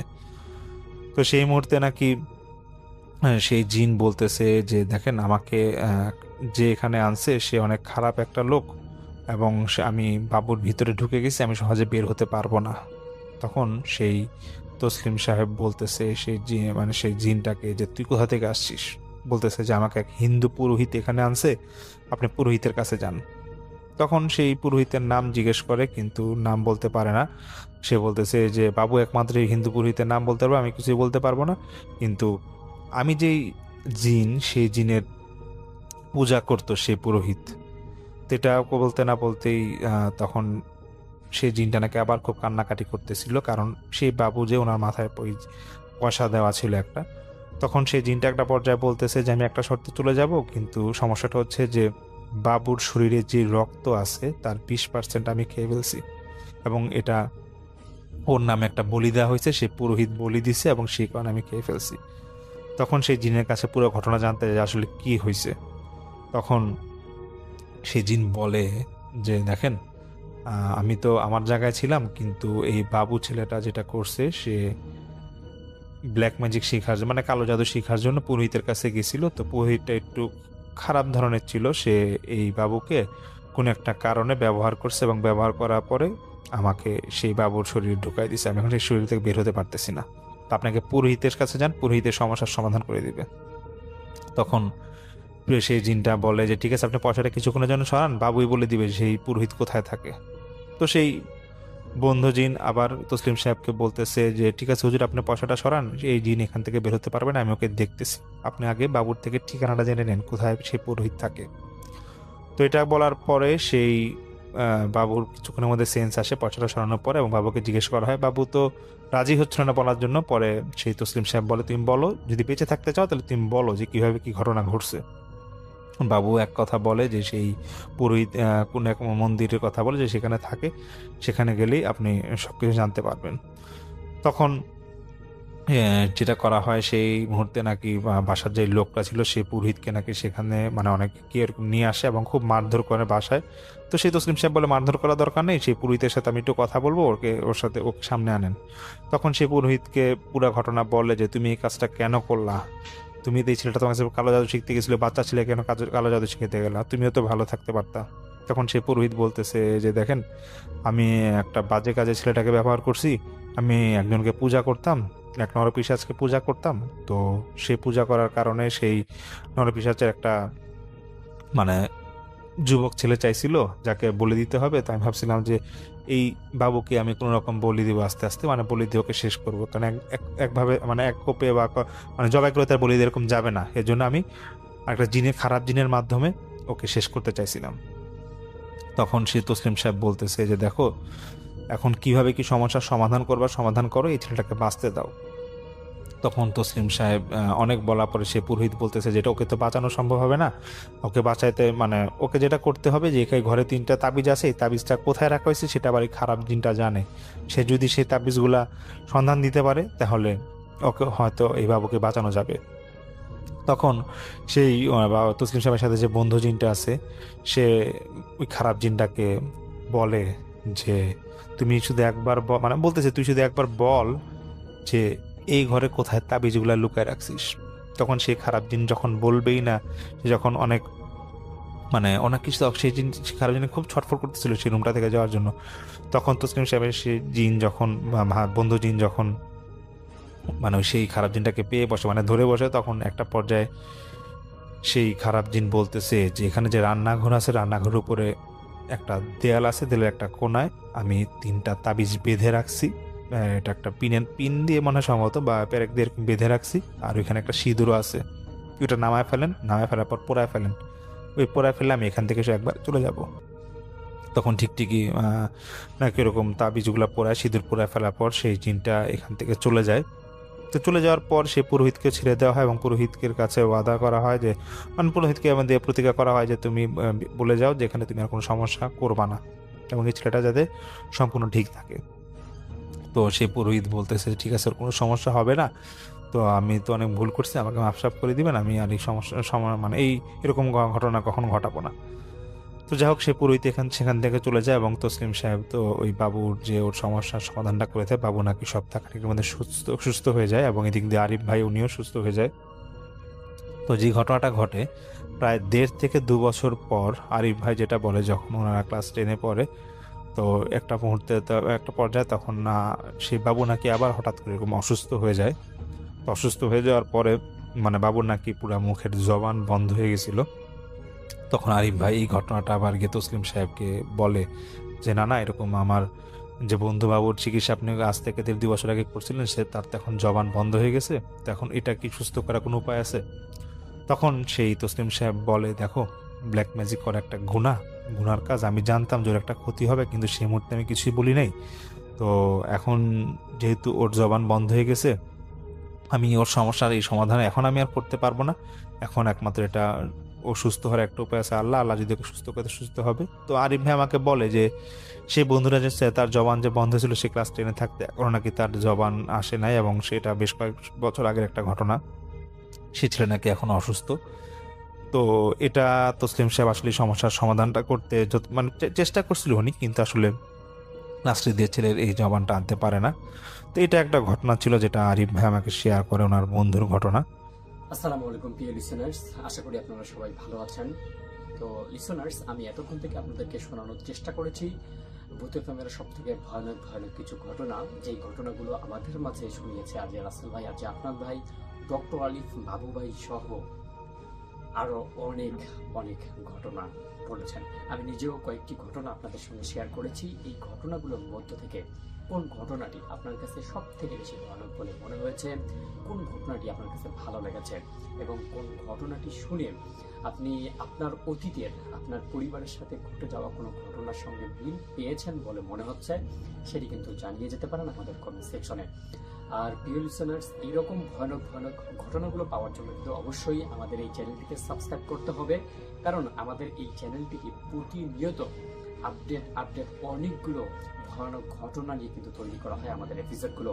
আপনারা যদি আমাদের চ্যানেলটি ভিজিট করেন তাহলে হয়তো দেখতে পারবেন আমাদের চ্যানেলে অনেকগুলো বাছাই করা সেরা ভয়ানক ঘটনার এপিসোড আকারে আপলোড করা হয়েছে।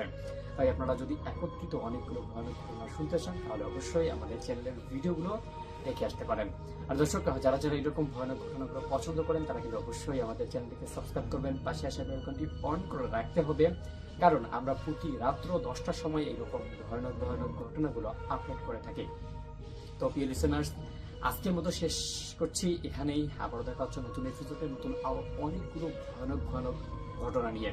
ততক্ষণ পর্যন্ত সবাই ভালো থাকবেন, সুস্থ থাকবেন। আপনাদের সবার মঙ্গল এবং সুস্বাস্থ্য কামনা করে শেষ করছি আমাদের আজকের এপিসোড। সবাই আমার জন্য দোয়া করবেন, ভালো থাকবেন, সুস্থ থাকবেন। আপনাদের পরিবার পরিজন নিয়ে সুন্দর একটি পরিবেশে বসবাস করার সর্বোচ্চ চেষ্টা করবেন। আল্লাহ হাফেজ।